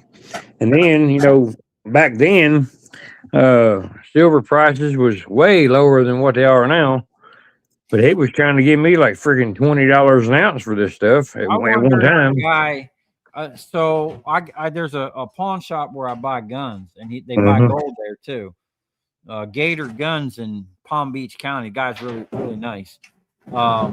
They have a pawn shop and a gun store, and then they actually have down the road a gun store, archery store, and a actual gun range. So it's pretty cool. You can go buy some guns and then go shoot them right down the road. The same business basically. Yeah. But he got one of those guns. We went there and he was showing us the gun he got. Like they got at the scrapyard, the XR, or because he had some guy come in and sell him some gold that how they have the gold bullion in the sealed packets. When you buy gold, it's in like a sealed thing, a card or whatever. Well, he bought like one or two from the guy, and it was legit. And then the guy came back and sold him a bunch more after the guy realized he would buy them. And they were copper inside, and so he went out. He wound up getting his money back from the dude, but he went out and bought that gun. With the because he thought he was out like 30 grand, but he got money back. So he goes, "I'm going to make this right." He went and got that gun, so I can take this there, or they got the gun in Miami, and they'll let me know. Yeah. But I'd like to refine that down and see. I mean, you're saying 600 grams is should be about $1,600. So we just got about $1,600 if we can process that in an hour. Hell, I do it every day for 24 hours. Yeah. Who needs sleep? Yeah. So, God wow. damn. While I was sitting here doing the silver, my transformer pile over there grew. Heck yeah. Those I'm glad guns you were finally found some expensive. good help. Now I can't YouTube says you can't hold a gun on a live stream, but you Yeah. guys always know, we always stay with proper hardware around here. Yeah. I've got one that my dad had that belonged to my grandfather. My dad bought that thing when he was like 19 years old. Wow. He died when he was 70. So I don't know how. It's pretty old gun. So I mean, it's probably at least 50 years old. It's got a 4-digit serial number on it. Wow. It's just a little 22 cal. I mean, Hey. little. You know what? So I learned something. Y'all been around a while on this channel know I had an issue with that particular gun and the law and another gun and the one on my hip right now. But there's a difference between a firearm and an arm. In the Constitution, it says you have the right to bear arms. Right. It doesn't say you have the right to bear a firearm. Uh, So the government, they're always doing some shady stuff, and then words matter. The definition of certain things matter. So there's a big difference between an arm, which you don't need a permit for, and a firearm, which you Yeah. need a permit for. So something to think about. Anybody out there that's looking to get yourself an arm. Yeah. Are you putting doors on that shed? On what shed? This thing that I'm in now? Mm-hmm. This is like a carport. No, we're not. I mean, I was literally just told him today that I should put a tarp over there to stop the wind in the winter. But now, other than putting concrete down and putting some electrical in here, which will be useful whether I'm working under here or just doing, working on my cars, I'm not going to invest too much here. We're going to invest in building a proper shop. This is just temporary while we get this place set up, So no, we're not going to enclose this in. It's not big enough. Like already just having my 2 tables in here and like the containers behind me, like right now, I wouldn't be able to run the forklift in here, and we don't even have that much stuff in here. So it's like it's already congested, and it's what is this, 21 by 30? It's not a big enough space. Yeah, it looks bigger than that on camera. It looks bigger than that on camera. Yeah. Well, I thought it was like a 40 by 60 or something. Nah, I wish it was. That'd be nice. Well, this space here inside the where I poured the first 2 slabs, that's 21 by 30. And then it does have that little addition onto the side, which adds a little bit more, but it's not it's not as big as you would think. You're going to hold until the refinery goes back up, need 85-90% spot to get rid of. Most pawn shops are nowhere near that mark. Yeah, I don't. I'm just gonna. I don't make money with silver. That's just something I throw to the side. So I'll just stockpile that for a couple years, maybe. And, I'll pour a couple big 10-pound bars, and we'll stack some 10-pound bars of silver. Yeah, man. Whenever you buy acid and stuff and get some distilled water or whatever, call me up. I got you on Facebook too. And heck, I'll walk you through it. I'm in a 20 by 40 and agreed it's not big enough. No, it's not big enough. Maybe a little side hobby scrapper or something. You're just doing it on the side. But if you're doing it for a business and you're bringing in big, I bring in some big stuff, and you got to have the room to move it, store it. Did I get the skid steer fixed? No. I mean, it is running. I am able to move stuff around. Thank God the hydraulics locked where the forks are this way. I've narrowed it down to a solenoid that's in the back. I had to kind of pull apart a bunch of stuff to find it, but I called Kubota about getting a solenoid, and I've bought solenoids before. I've actually scrapped ones that looked exactly like that, and I'm figuring, it's a two-part solenoid. It's the mechanical part and then the actual coil. And I'm Yeah. thinking, how much could a coil be? Yeah. 30, 40, maybe $50? No, no, not Kubota. It's like buying something for my Mercedes from the dealer. They quoted me, the guy was like even taken aback. Yeah. This is it's like, I don't know if that's even gonna come through on camera, but it's like the solenoid way down back in here. I actually got a breakdown my wife printed out for me. So the mechanical part, which is a little bit more involved, some precision parts and whatnot, but it's a solenoid. They want $800 for it. Okay. And then the did we freeze this? Are we still live? And then the solenoid, they want $500 for this little tiny thing.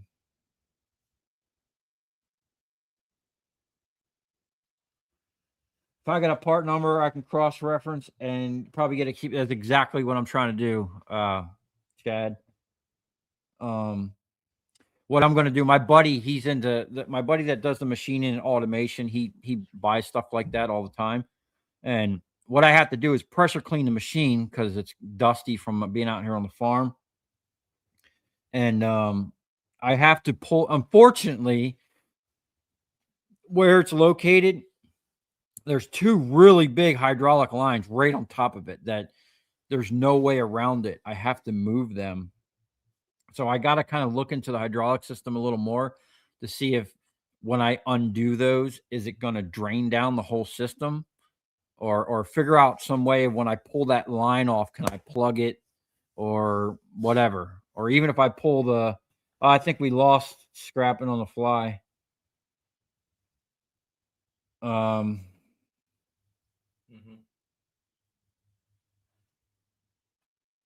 You got booted out?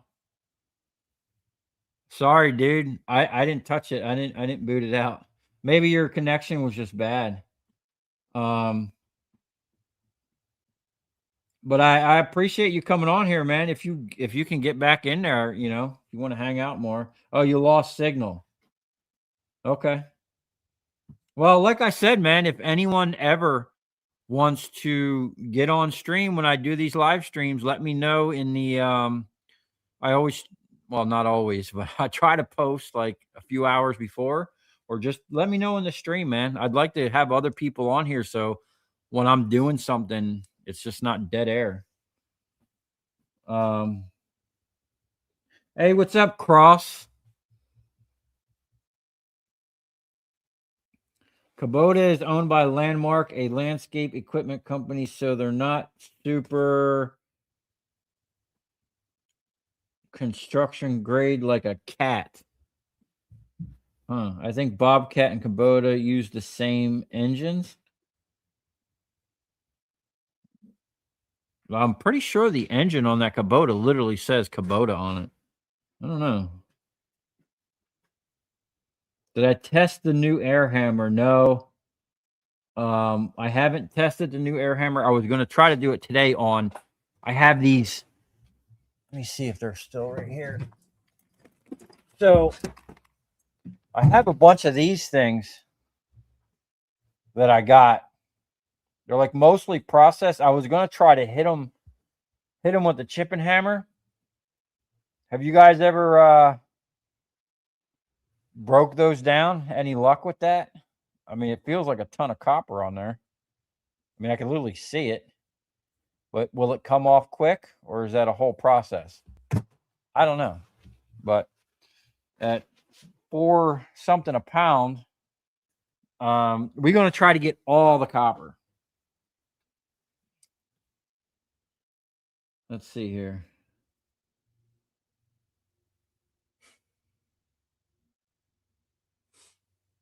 What's up, Jeffrey? A little.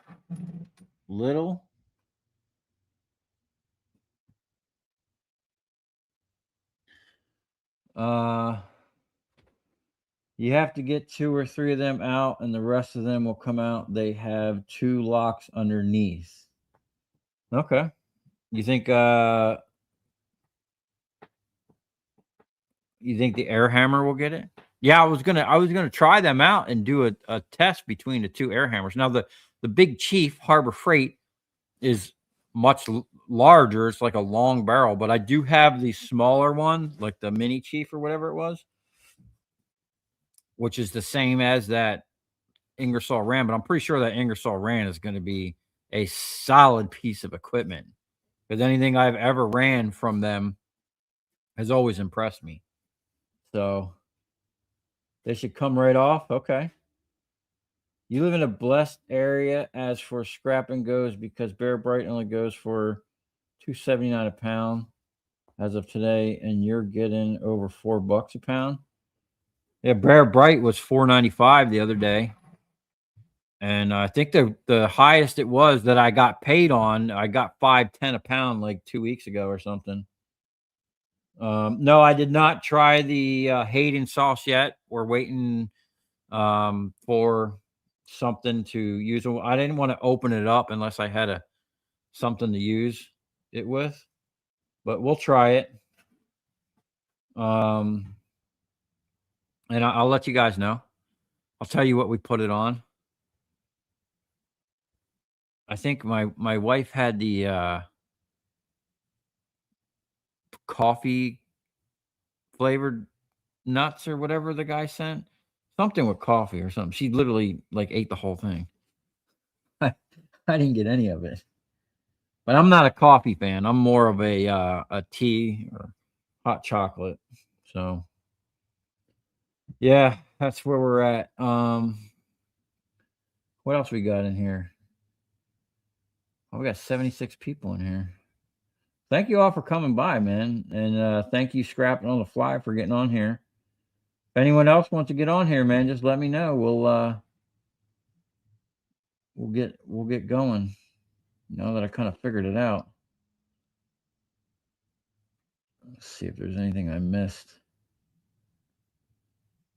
Now I'm real excited to pull out some of them big breakers I got and start processing the nuggets from them. I got some other big contact switches I've been saving, kind of like what that guy Scrapping on the Fly showed. He's got that big giant tote full of breakers. He had some big breakers in there, man. Do I have a Keurig? No. My wife makes her own coffee somehow or something. She's a coffee person, and she's got all the fancy stuff to make coffee, but not a Keurig, because I think they have like I don't know, chemicals or something. We're not big on chemicals in our food over here.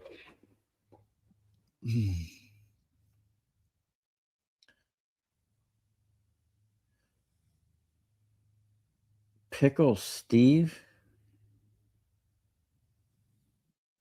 Pickle Steve.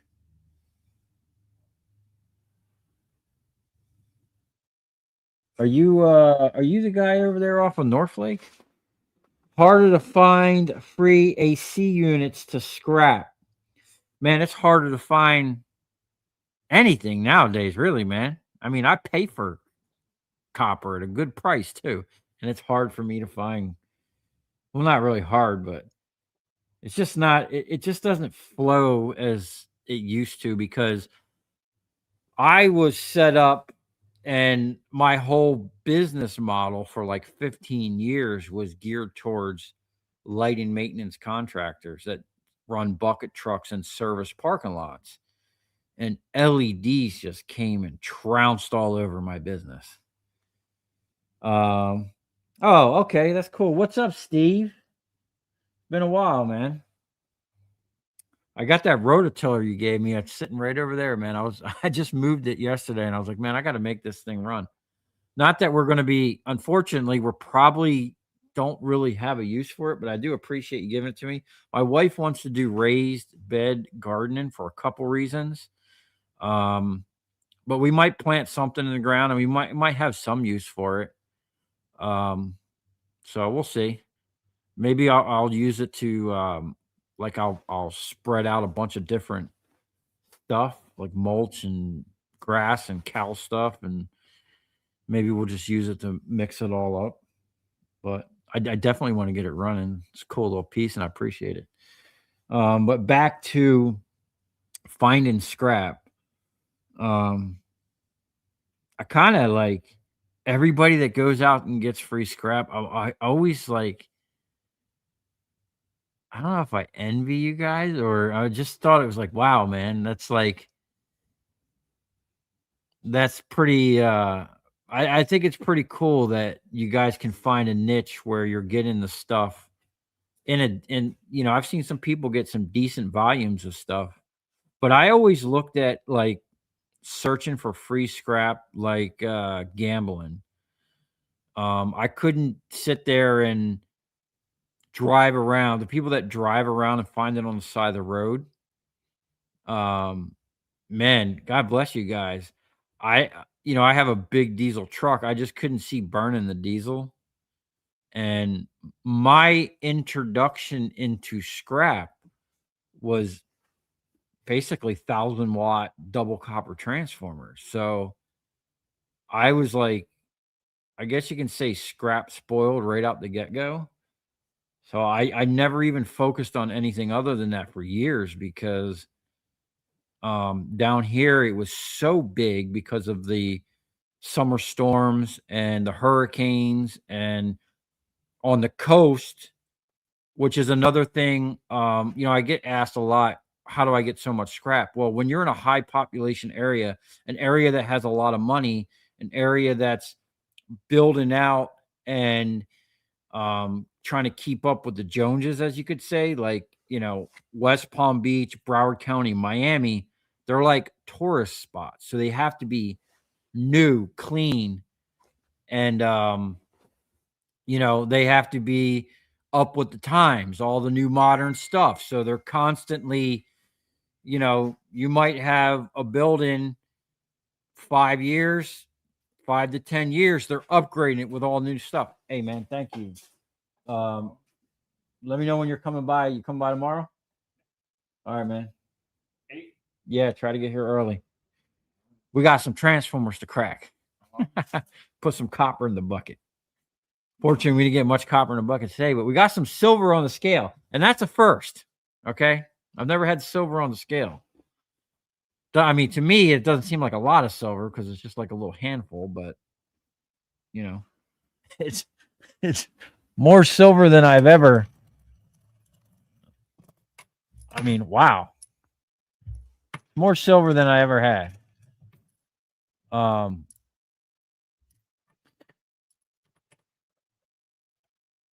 It does feel pretty nice. Look at all that. That is sweet. Man, I can't wait. I'm just gonna keep separating this stuff. And let me see what I got in my bucket here. I got a bucket with some other stuff.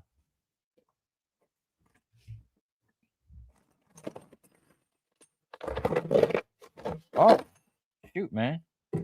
We had I had recovered these before. Let's see. Turn this on. I forgot I had these from another little bit.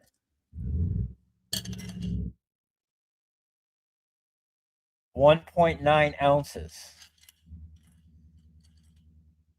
So did that bring us up to 1,000 ounces or 1,000 grams, or how does that work?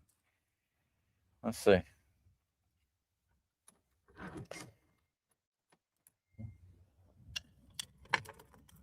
I'll tell you what, that stuff is dense. I think by volume, that's probably more dense than copper. You know, it's crazy. All the dense stuff seems like it 2.21 pounds. Let's see. Only 968 grams. Okay. But I got a bunch of these. That's copper and silver. I got a bunch of these. I mean, I probably have tons of this stuff here. It's going to be a little more tedious, but with the torch, this will heat up really fast. We'll get that dial in really, really quick. So we have I'm gonna have to start a new bucket. Clean, well, not clean. It'll be ready to dissolve silver because we are going to get this as pure as we can because I want the purest.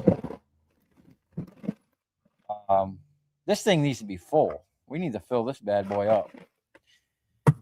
We need the purest 10-pound ingot.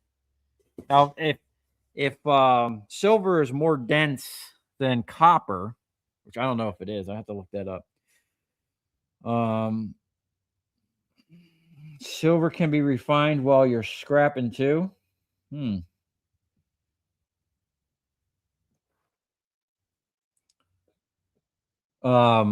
Yeah, we'll have to do that.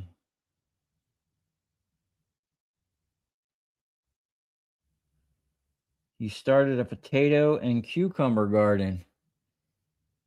Potatoes, I love them both, and cucumbers. Yeah, we're gonna have all that stuff, man. Let me know how it goes, man. I want to see it. I want to see what you got. Send me some pictures when you get something going. I did that to start. I built up my contacts, so I didn't need to go out. Scrap comes to me. Yeah. Well, I don't. I go pick up my scrap. Nothing comes to me, and I've been like that from day one. And that was part of my sales pitch. Is I come to them at their spot at a convenient time when I'm in the area. And that's how I got a lot of the customers because, man, they don't want to go to the scrap yard and wait in line and deal with all that stuff. They got stuff to do. They got estimates, they got jobs to be at. So if I can just meet them at their shop at a convenient time, they're there, I can be there. And I was set up to be in and out, man. When I was doing transformers and I would show up and they'd have a barrel or two sitting there full overflowing transformers, I had it dialed into where in my mind, I always tell myself, don't be more than 20 to 30 minutes. These people got something to do and get in and get out. And also because I was coming to their offices, that's why I always ran with the plastic drums instead of steel drums. When you throw a transformer in an empty steel drum, it sounds like someone's literally hitting a drum. It's extremely loud. And if you're in someone's office where they're doing work or they're on the phone and you're out there slinging 1,000-watt transformers into a metal drum, it's extremely loud. And plus, when I started out, I had a plug for 55-gallon drums. I was getting them all day long, as many as I needed for free. So I started off with the plastic ones and it just worked out, And so I showed up and I picked it up. I weighed it and paid them on site. And that was part of the thing, And I had a whole, I wish I could find the spiel. I wrote down a whole thing of how I would talk to these people and how I would get past the secretary to the service manager. See, if you call an electrical contractor, if it's a company of any size, the first thing you're going to do is get a secretary. And she's going to ask you, what do you want? And if you tell her, oh, I'm such and such with such and such recycling, boom, you're black flagged. Okay. You're like, or red flagged. You're done. They're going to, oh, yeah, give me your name and number and I'll send it off to so-and-so or blah, blah, blah. My approach was I would call them up and say something like, hey, do you guys do any type of HID lighting maintenance? So most secretaries, aren't going to know what HID lighting maintenance is because it's a very broad, vague term. It stands for high intensity discharge lighting, which is basically the transformer lighting. That's what I was looking for. And 99% of the time they would say, "Oh, let me get you to my service manager." And then that's where I would go into my spiel, and I would ask some questions, and I would talk to them and see what they were about, and then I'd work my way into it. Um, and I learned to do that from an electrician who I called, and he immediately, like, I said, "Hey, this is Derek with such and such recycling," and he goes, "Oh, you're a recycler," and he kind of threw me off. And because what he did is he goes, "Okay, go ahead with your spiel." Or your whatever. I forget how he worded it, but he goes, "Go ahead, go ahead with your sales pitch," or whatever he said. And it kind of made me like nervous and threw me off. But I kind of worked through it, and I told him what I was doing and this and that. And next thing I know, he goes, "All right, man." He goes, he actually said, he goes, "You know what? That's pretty interesting." He goes, "I've never had anyone call me looking for transformers. Everybody calls me looking for copper wire, you know?" He goes, "As an electrician, I get 10 calls a week from people wanting to buy my wire. It's very annoying. So whenever a recycler calls me, usually I either hang up or whatever, I say, yeah, give me your information," and they blow you off. Because one, you got to realize they probably, if they've been in business for any amount of time, they know what they have, they know what it's worth, and they've probably already got a place that they've been going to for years. So it's going to be very hard for anybody just to come in and be like, "Hey, let me buy your copper." It's like one of my customers. I go there all the time. Literally, while I was there, he was telling me, he goes, "Man, I had these guys come in. They're like gypsies. I think it's a family of them, right? They come in, and they're like, oh, they start slow. They look for breakers. Oh, we want to buy some breakers. You got to use breakers, blah, blah, blah." And then they'll immediately pivot towards, "Well, hey, how about that wire there? You want to sell that wire?" Now, at the time, this guy had $250,000. This was last week. $250,000 worth of copper wire, pre-cut for a job, sitting on the floor. The guy pulls out a wad of cash, a $10,000 wad, right? And he goes and hands it to him, lets him hold it. That's their thing. They'll whip out some cash. They don't have scales, nothing. They just whip out some cash, big wad of hundreds. Here, they'll put it in your hand. Here, I'll give you this for that. And the guy looked at him. He goes, "Are you effing stupid? Like, this is 250 grand worth of brand new wire. You think I'm going to sell it to you for 10 grand?" And basically throw him out. So I was there.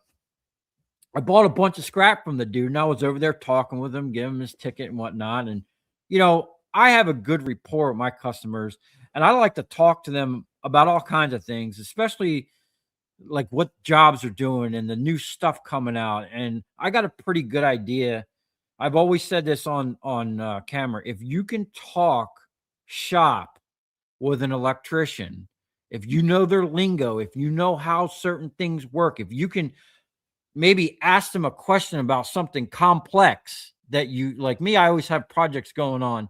So I'll throw ideas off these guys, so they look at me and they're like, "Oh, well, this guy's not an idiot.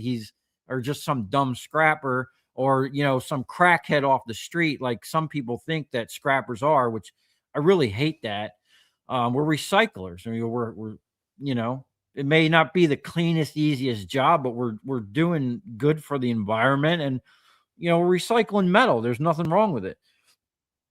But if you can talk shop with these guys, it really does go a long way. So I would suggest you educate yourself on whatever genre of scrap you're going to be in, so you can talk to the owners or the employees about certain things, And I have some wild ideas and stuff and projects that I like to do, and stuff that you guys don't even know about that I got hopefully coming down the pike pretty soon. So I'm always talking with these guys. But while I was standing there, another one of these guys rolls up and is like, "Hey, literally the same spiel. You got any breakers, blah, blah, blah." And immediately pivot to, "Oh, you got any wire you want to sell?" And this was a young kid. And the guy looked at him. He goes, "No, I just said," he threw me under the bus. He goes, "No, I just sold it all to him." And oh my God, now. And the guy immediately pivoted and turned to me. He goes, "Oh, you want to sell that wire?"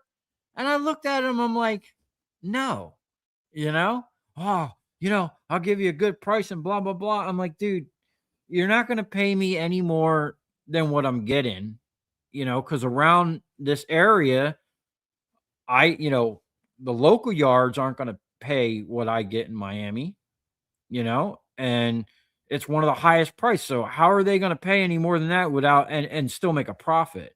Plus, I'm a YouTuber. So taking it back and stripping it and making a video on it, I'm going to make more money, than if I would have just stripped it and sold it, or if I would have sold it to that clown. Another one was great. I was leaving a guy, and this is a customer where I get all that huge 600 from. I was loaded down, man. I had those big metal bins that overflowing. I mean, the guy was salivating. And I had pulled out of the yard. And as I pulled out, this guy's got a big fence. This guy shot in right by me, and I'm pulling out, and I see him look at my truck. And I go down the road, and I guess he went in there and asked, "Hey, you got any wires?" So blah, blah, blah. And he goes, "No, I just sold to that guy." This dude raced around the block and like got in front of me somehow and came at me and jumped out of the vehicle. "Oh, you just bought copper from that guy?" And, I don't know what this guy's doing. So I got my hardware on me. You know what I'm saying? This guy jumped out of his car, like almost blocked me in. And he's like, "Oh," he goes, "Oh, I buy, he goes, "Oh, I buy, copper, and I make the new thing," which cracked me up. Now they're going around telling these electrical contractors that they buy copper and make jewelry for kids. And I'm like, "Dude, you look like the grimiest sleazeball of a salesman." Like, no, you don't, dude. Shut up. Like, are you using kids for your thing? Oh, excuse me. Oh, I need some lemon water. But anyway, back to the guy that kind of threw me off when I called him. And he you know what he said to me? He goes, "Don't ever call an electrician and tell him you're a recycler." And I thought about that for a second. I'm like, well, I'm a recycler and I'm looking to buy copper, but I wasn't looking to buy copper wire. And that's why the guy liked me, because I never once in the beginning, and even, I mean, I haven't done sales calls in 15 years. In the beginning, I never mentioned copper wire. Like when people would ask, "What do I buy?" It was straight up transformers, strictly transformers. I didn't mention it. I didn't offer it. I'd be on site and be like, "Hey, we got this wire. You want to buy it?" No, I don't want to buy it. Because back then, I was starting out. I didn't have a lot of money. I could go out all day with like $2,000 in my pocket and buy a ton of transformers and triple that in a night, and then I started obviously getting more money and better about what I was doing. But I seen what wire was going for. I seen, like, you're lucky if you're buying it. I have to buy it competitively. You're lucky to gain a third. You're lucky to make $300 on $1,000 if you buy it. If you buy $1,000 worth of insulated wire, you probably get $1,300, maybe $1,400.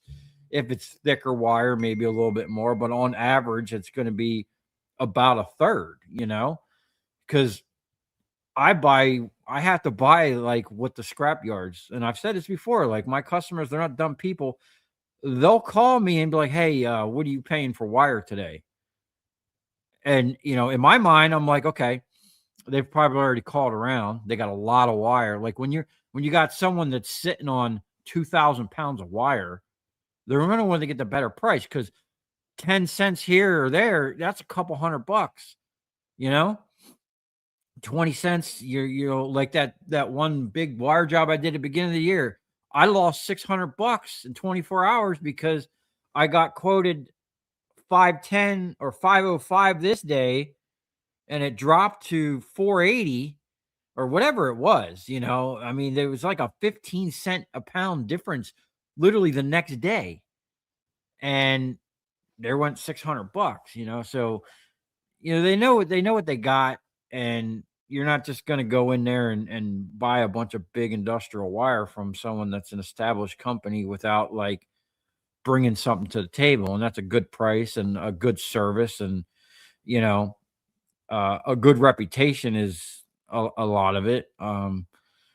Back in the day, I had a lot of word of mouth stuff because not only did I did the ballast, I offered another service, which I'm probably going to show here soon. I got another machine that I've had for years. Y'all have never seen it. And I'm going to show you what that's about. And it got me in the door with a lot of places. I've always said there's something that I do that used to get me in the door with these companies. And, I'll let you guys in on that soon enough because I have to rebuild the machine. So, let's see. See what we got here.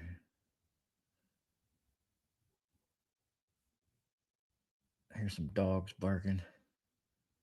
Saltwater atmosphere too. What is that?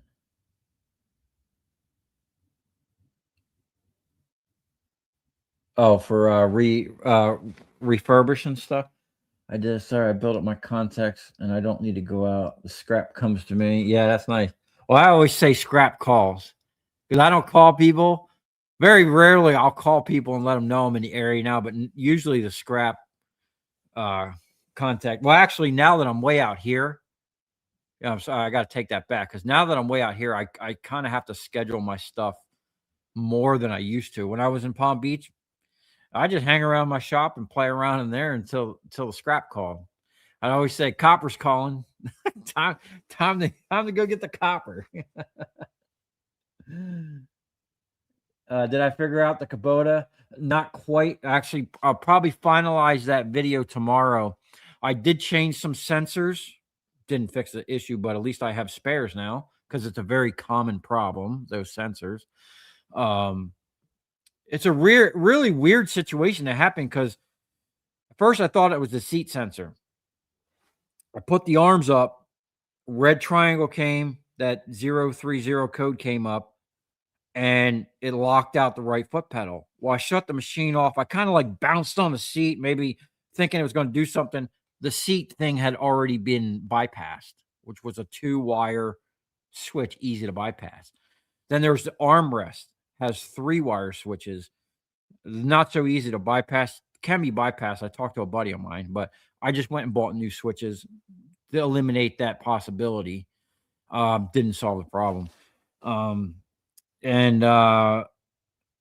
I got it. I figured out all the solenoids and what they do. And I think I found the 2 that operate the pedals. What gets me is that pedal is completely locked out, whether the machine is on or off, whether the battery's on or off. But the right pedal or the left pedal is never locked out.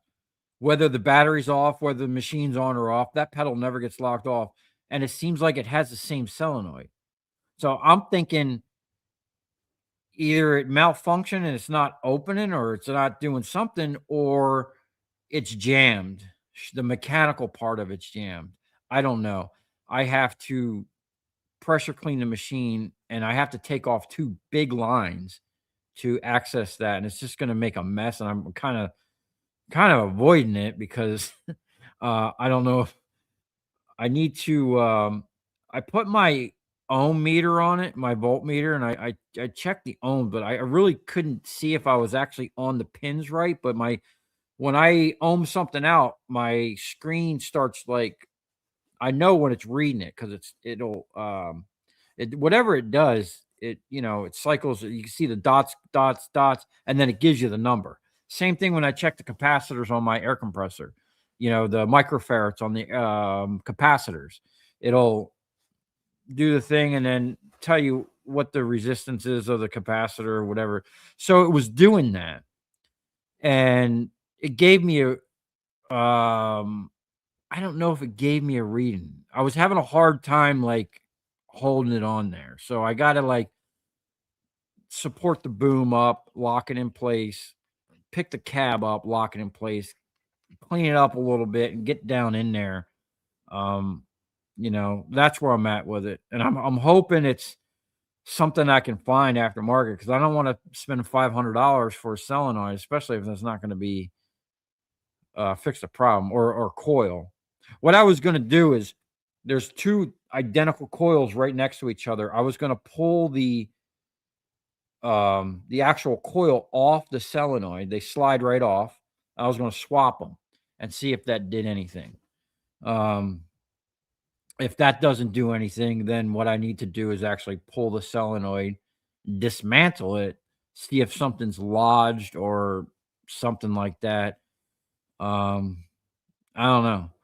I just hate electronic stuff, man. I wish it was just if it was just manual valves, like it's a manual valve setup with the pedals, right? Even the things, even the drive, it's like manual valves, but they have solenoids that can lock it out for whatever reason. I guess it's for safety. If all the safety parameters aren't operating, these stupid things are going to lock you out of the system. I mean, I just want the machine to run. I don't care about that stuff, I mean, but that's just me. Some kids, some people need to go around life wearing helmets, I guess, but I don't know. We'll get there. We'll figure it out.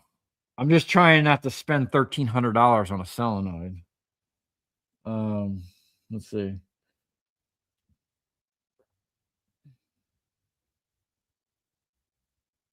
It's called a script. The purple squirrel. What's up, dude? Yeah, I had a script. And you know what? In that script, here's another thing. Not only did I never mention the word recycler, I never mentioned the word copper. Very important. I always called it a very technical thing. I'm looking for HID ballast. I'm looking for transformers, but I never actually said copper in my script. I avoided a lot of things. And yeah, just thinking about that, I used to sit there. I had an office, my first office I had my laptop.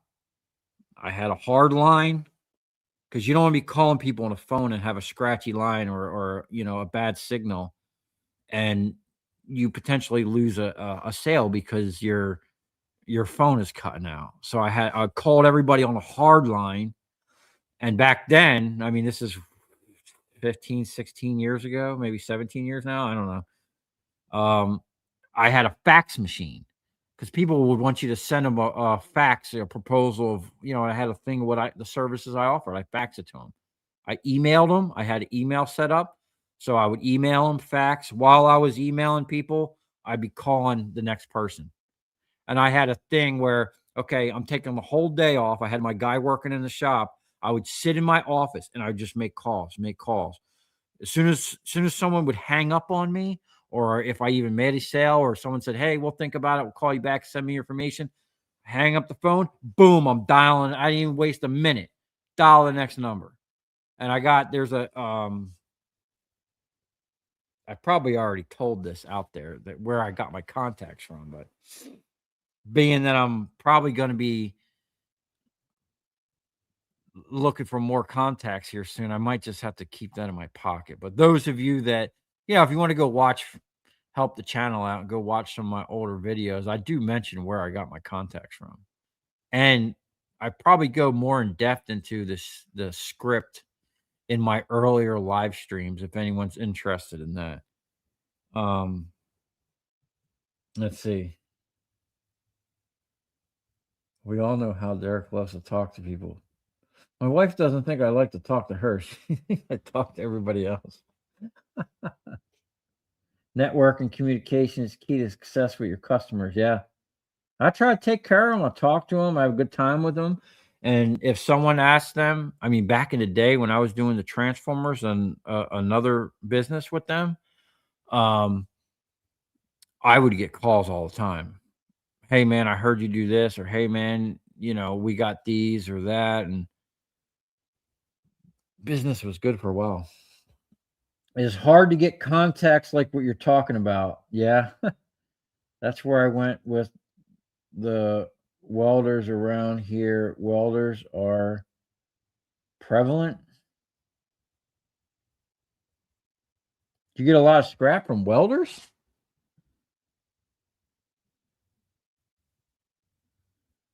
Huh. What kind of scrap are you getting from welders? Like fabricators, fab shops? I don't know. Usually an employee that tries to cut you out of the loop. Usually an employee. Oh, I've had that happen, man. I was working with a company, and thank God I had a really good. Matter of fact, the guy that's helping me with the electric here is real good, really one of the nicest people I've ever met. Um, I met him on a job. He's from Puerto Rico. He barely speaks English. It's very hard to understand him, um, but he thinks like I do. So we can sit there and talk, even though we can barely understand each other. Like we immediately bonded and just talked about all kinds of things. He's a really interesting background, and he's got an engineering mind like me. I could talk to him about things, and even though he doesn't understand English that well, he understands. And it's pretty cool. Um, oh, but as he had a guy, so he would always call me and be like, "Hey, man, we got this job. We're gonna be taking down these lights. Make sure you show up." And there was one guy, he would try to take the ballast, and what he would do is that he knew I was showing up to pick up the light fixtures, but while he was up there taking the light down, he was trying to sneak the ballast and take them. And the boss, I had to deal with that company. Like if I went to their shop, I would pay for the ballast. But if I went out in the field, because sometimes it would be 2 or 3 days, they'd be doing a job and they needed me there on site.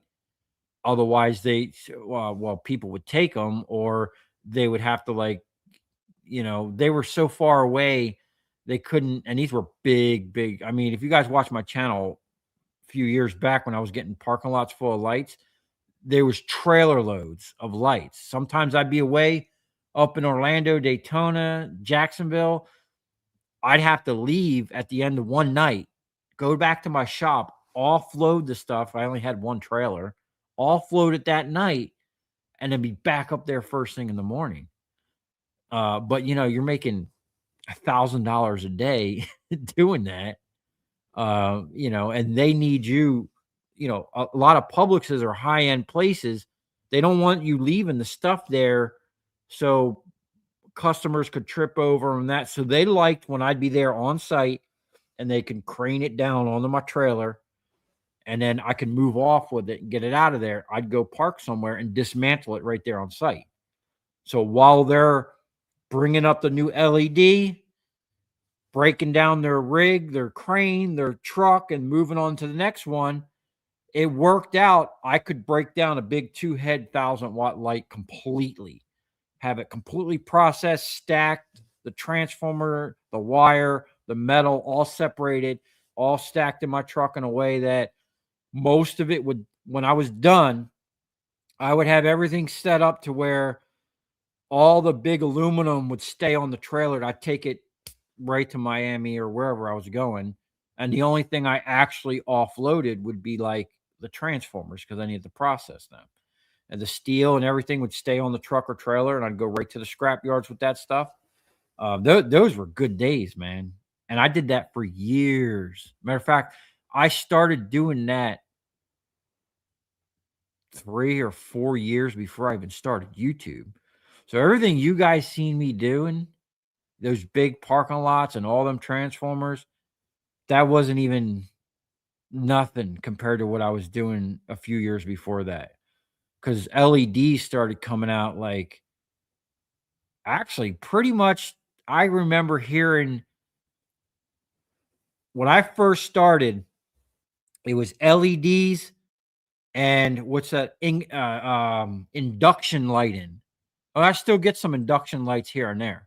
So there was this little rift. Oh, who was gonna? It was kind of like um DVDs and what was that other one back in the day? It was like there was two things, DVD or Blu-ray and these other things, and then the DVD won out or whatever. It was the same way. Like it was LEDs and induction light. They came on the scene to replace the HIDs, but the induction lights never took off, and the LEDs just started taking off, and it was slow. But then once it probably got into like the fifth or sixth generation of LEDs, man, it just exploded.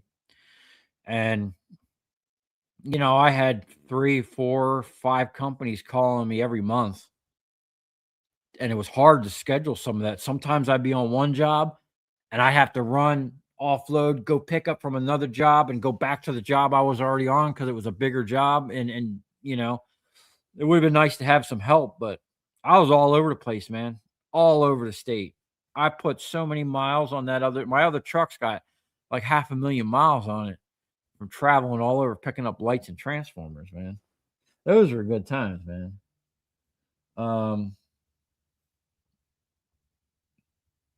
Scrapping on the fly's phone died. Just watched the last video and you were there and you're here. Oh, that's cool.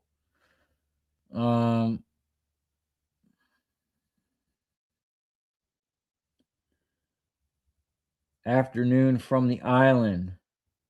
George, are you the dude from Hawaii? A good night for a pot pie? Heck yeah, that sounds good, man. I watch all the videos. I may not comment, but I do watch. Well, thank you. They have giant transformers in them. Oh, the welders?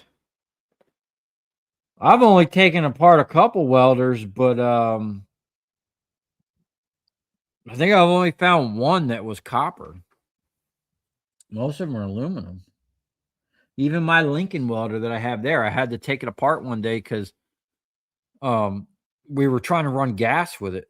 I never ran gas the whole entire time I've had it. I've had it for years, and all the lines inside the machine just disintegrated, man. I tell you what, it's like my neighbor at my last shop, his tire machine. The whole entire time I was there, the 3.5 years I was there, this dude, I swear, every month was replacing a hose on his tire machine.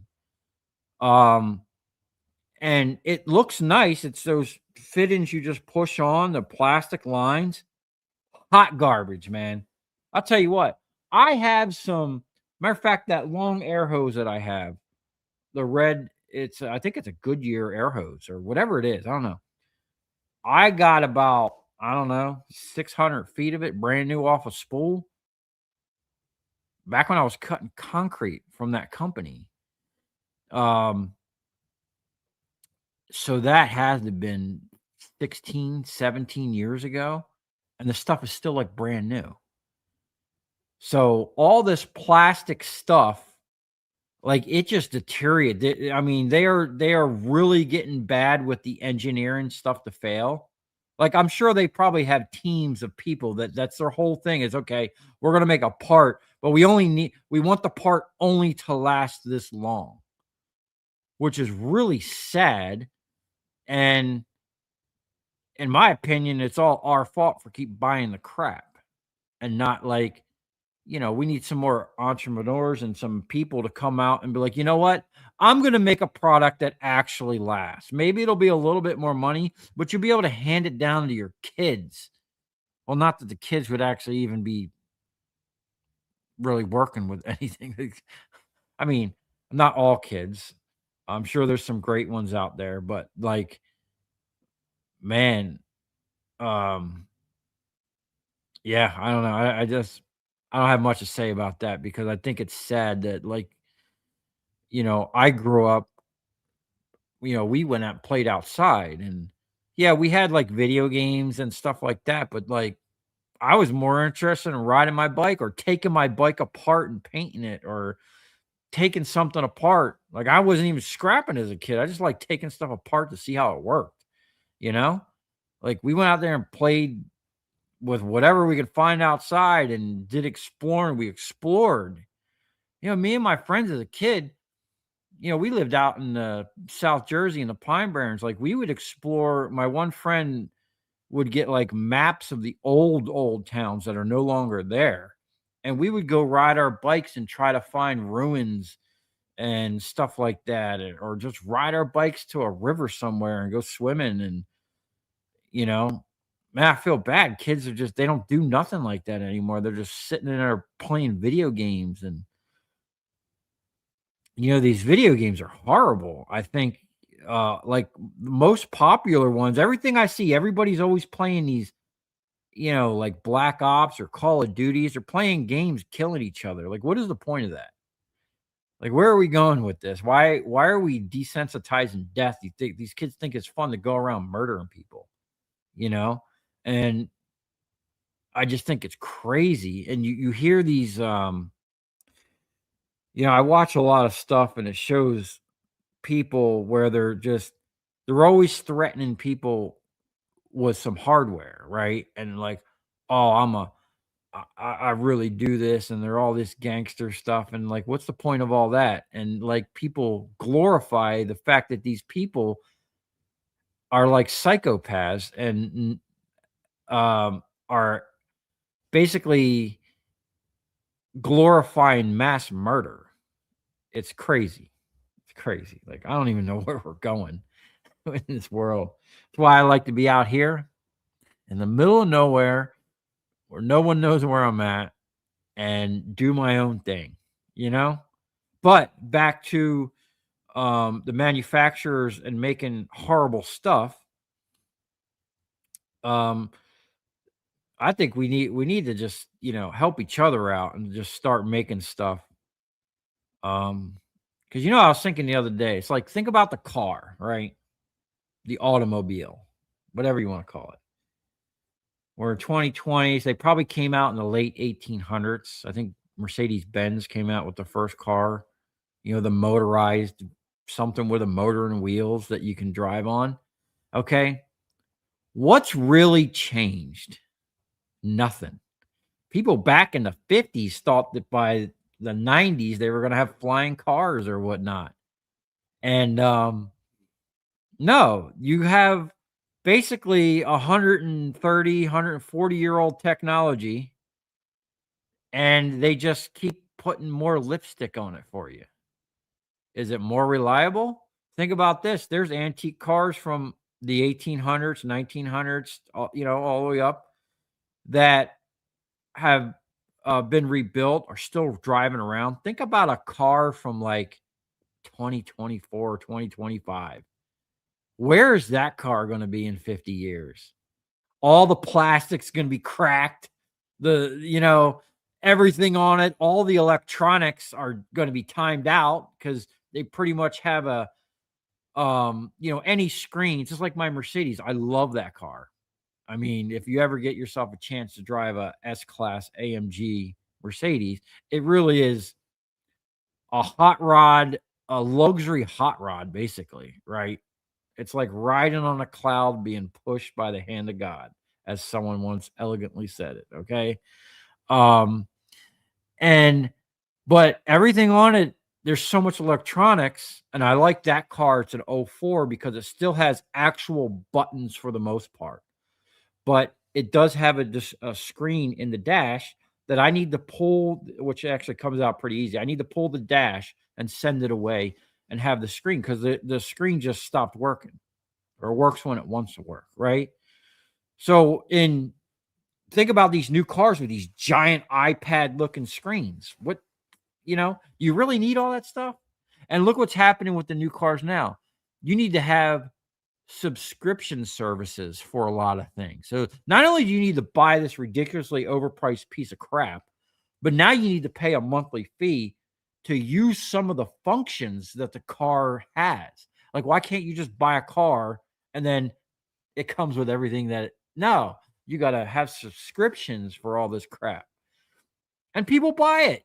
So it's like our fault that it's going down this road. But we need to stop. We need to stop buying, being a consumer society, and start, fixing the stuff that we have. Stop throwing it away. I hate a lot of things. I really hate stuff with sealed bearings. That's just something that irks me.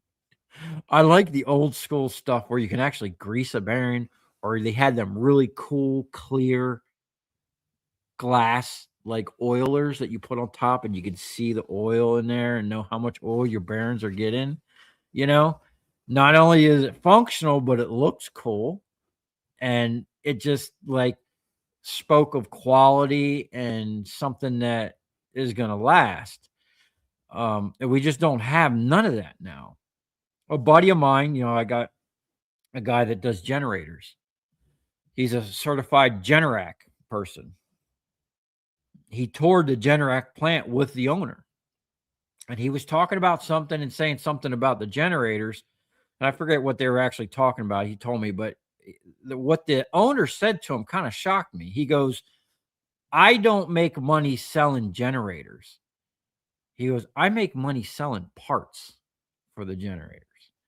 And I'm thinking about, like, man, some of these generators that I scrapped, they weren't that old, but like the frames rotted away. The generator still works. And that's what I got it works. It's just the frame rotted away. The box rotted away.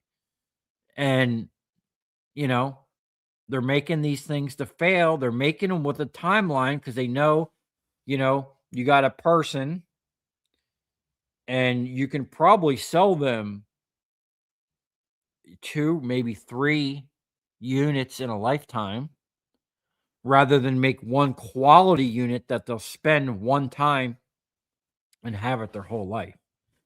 We just, we're just going too far off the path. That's why I really want to set up a machine shop. And my buddy that I showed you some parts that he made and manufactured and, made the dies from, he's an engineer and he sets up manufacturing plants and automation. Now, I'm not too keen on the automation part because it puts a lot of people out of work.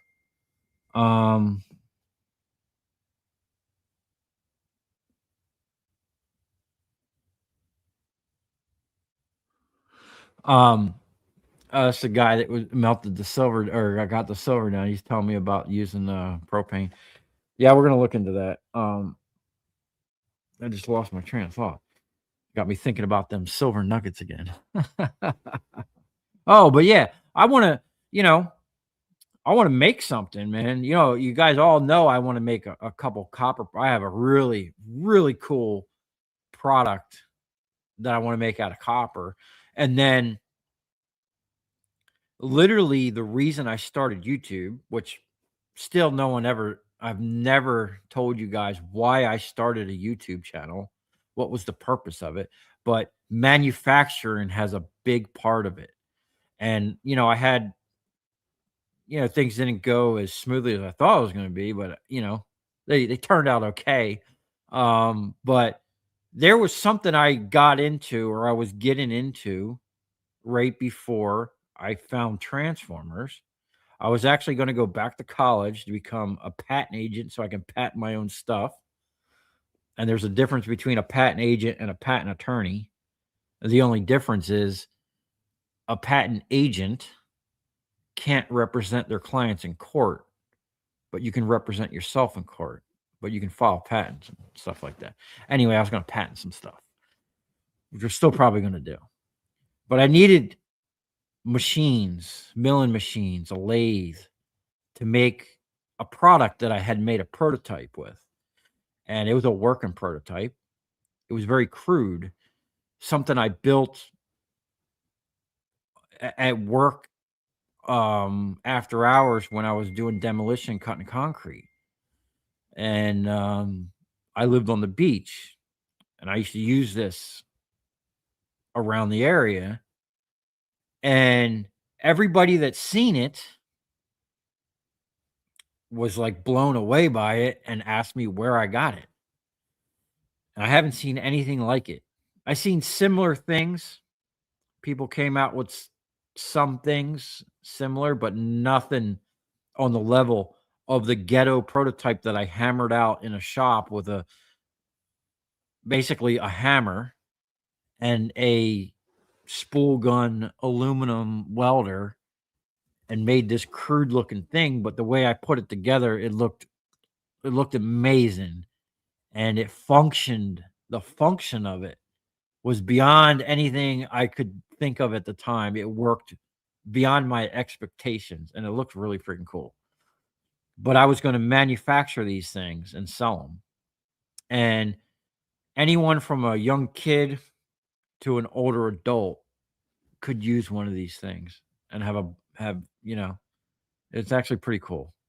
So hopefully, if things go right with this guy's help and knowledge, because he's a machining engineer. Now I have the concepts, I have the ideas. I'll fire that machine up and just start cutting chips, and I'll make the product. But having someone that has 40, 50 years in the industry is going to know all the shortcuts, all the feeds and speeds, what type of material, what type of cutters, the process, the tool paths and stuff like that. Stuff that, I'm not a machinist. I wouldn't think twice about jumping on that machine and making a part, and it'd probably come out pretty good. Everything I made on it so far came out pretty good, and I had no schematic, no idea. I just, with the tools that I had, made it. But with someone's knowledge that's in the game, and I can throw ideas and they can say, well, that's not going to work. You want to do this, you want to do that. It's going to be something that's going to be amazing. It's going to look amazing. And when I say my idea for this product, think of cars, right? So you have something as basic as like a Honda Civic, and then you have like a Bugatti, right? My product in that genre was going to be like the Bugatti of them. They're going to be handmade, one of one, like each one, no two will be the same. And they're not going to be cheap because it's going to be done with like the same precision that you would almost build an aircraft engine, you know? Very, very precise stuff, just the highest quality, totally customizable, and just some next level stuff. And the whole reason I got a milling machine and a lathe was to get myself there. And the next step beyond that would have been a CNC machine, which, I'm working on. So, yeah, let's see what we got here. I'm getting cold, so we're going to have to wrap this up soon. What time is it? Time 10:40. Okay. I have not been on your channel since last year. I don't recall you talking about a wife before. Did you get married in the last year? Joe? Yeah, lots happened in the last year. I got married, moved to a ranch, bought some cattle, moved my whole operation way away from where I was, and starting something different. I appreciate you coming back after after a couple years. Let's see. Most welders I have torn down were aluminum. Yeah, me too. Um,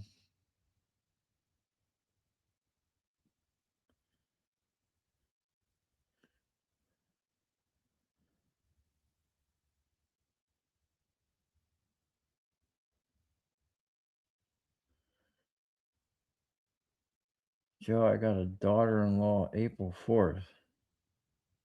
Oh, that's my mom. You have to definitely know what you're looking at if you're going to buy welders for copper. Yeah, I never had any luck with them, man. I think I had one that was copper. I'm pretty sure it wasn't an old one. It might have been an old one. Turning in from Puerto Rico. Chemical Dog. What's up, buddy? I will check it out. Congrats, Derek, and the family. Thank you, Joe. Nothing like a PSF Live. Joe Valente. Hey, man. Thanks for the $100 donation. Holy snap, dude. Looks like we're taking the wife out to hibachi. No, I'm kidding. Were you the one that sent money last time for hibachi? We did go to hibachi. Or no, wait a minute. We went there, but hibachi was booked. But we did have excellent Chinese food. My wife actually took me to a Korean restaurant we went to for the first time last night. They had some different things in there. All of it was good. I liked everything that we ordered. But I like the hibachi, man. Ain't nothing like having that guy cook that stuff in front of you and sling shrimps and chicken all over the place.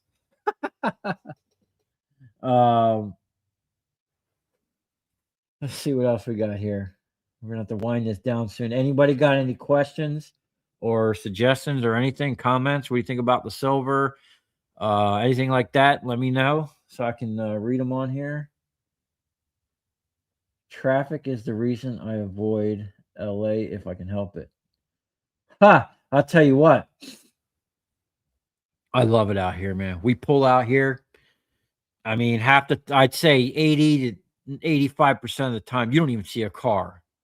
Not for a while, not till you get way down to like, you couldn't even call it a main road, but it's like the main road that comes through a bunch of towns. You could get on that road and, I mean, even with my trailer, I go to pass, a car, you could ride in the other lane for miles and, we're just out in the middle of nowhere. It's awesome. And then you start getting into like, Palm Beach, man. And all of a sudden it's like the cars just start creeping out of the woods or something, man. It's like they were just hiding, waiting for you. And now you're sitting in freaking traffic. It's horrible.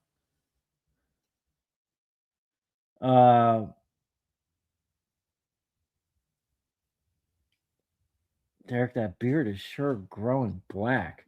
Oh, back. Yeah, it's getting a little wild, man. And it's cold, so I have no plans on shaving or cutting my hair. Maybe when summer comes, we might do a little trim. I always like the red magazine when it makes the video. Oh, the hardware. Yeah, she's over there. I can't touch it. Last time I did a live stream, YouTube took me right off the stream. I dismantled my SIG, and apparently, I don't know how long this was in effect, but you can't show you holding hardware live. But yet, y'all have seen my videos for years. I used to always whip them out and just show. But I think it's because I just would show them and put them down. I wasn't like dismantling them on the screen. Yeah, but we got some proper hardware over there, and I always stay with the 45. I mean, that's like that probably hangs around with me more than my wife. Times are getting crazy, man. I would suggest everybody go get some arms. If you watch the beginning of this video, you should really go look and see what the difference is. And that's an interesting rabbit hole to go down. Any recommendations for press brands looking to just order after getting skunk trying to get auction ones going for too much? Press brands? Well, I have that Ramco. It's a made in America, 55 ton with a 100-ton cylinder, and I only kind of tweaked it once, and I've put some pressure on that thing, dude. I mean, that thing definitely is, usually when a company makes something to say 55 tons, it has an overage, allowable overage to safety, because if it's maxed out, if the breaking point is 55 tons, they can't just sit there and let you be pressuring 55 tons on it. You're just going to explode it one day or something, seriously get hurt. So you have to manufacture it over. And I can tell you one thing, that Ramco, I mean, I've I've put it to the test, man. It did stretch one of those eyes, but putting 100 tons on it. So in my opinion, you can't go wrong with a Ramco press if you use it within its rated capacity. If I had a 55-ton Ram in there, I don't think I would ever stretch the holes or have it'd last a lifetime, I believe a Ramco press like that, brand new, 55 tons is like, you're probably looking, depending on the options, if it's pneumatic or electric, probably between $2,000 and $4,000. I paid $50 for that one because I don't know, I just get things on deals. Most of the stuff I get used and cheap or in scrap, which is why I love scrapping. I get tools, equipment, and copper. But yeah, if you get a press, and that's just my opinion. Maybe there's something out there better than a Ramco, but if you stuff a cylinder in there that's twice the capacity of what you're doing and the thing holds up. I mean, I've been pushing stuff in that thing for going on 3 years now, and I've I've pushed that thing, man. Let's see. Scrapping on the fly, half that 100 is yours. Good night, everybody. Happy hunting for the scraps out there. Hey, thanks for stopping by, Copper Catcher. Let's see.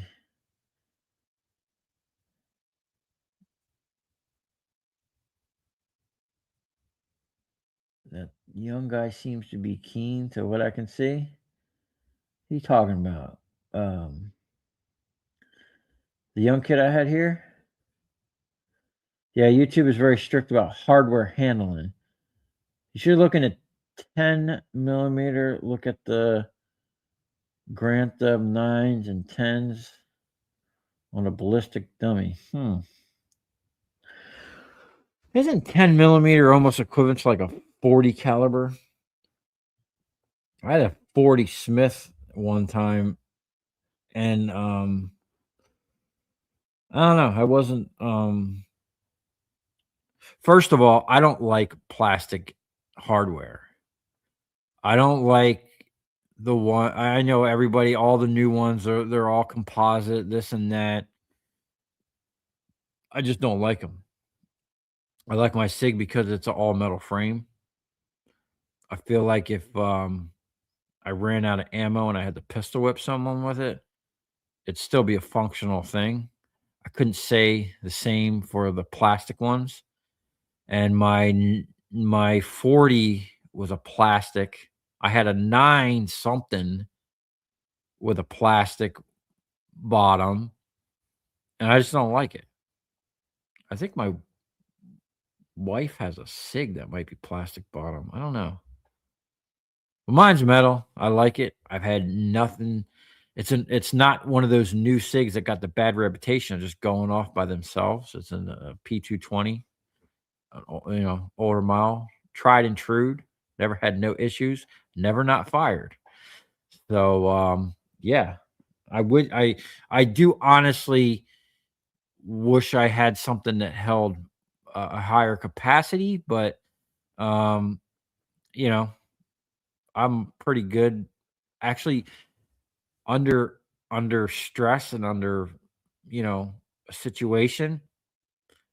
I do better.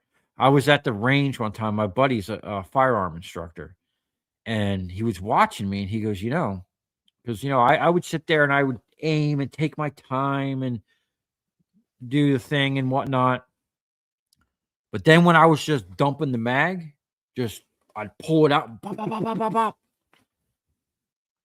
I was more on target under a high, not overthinking it and working it, just whipping it out and doing it, and he even told me, he goes, yeah, you're a way better shot doing like that. So even though I don't have as much, and to me, that is an absolute last resort.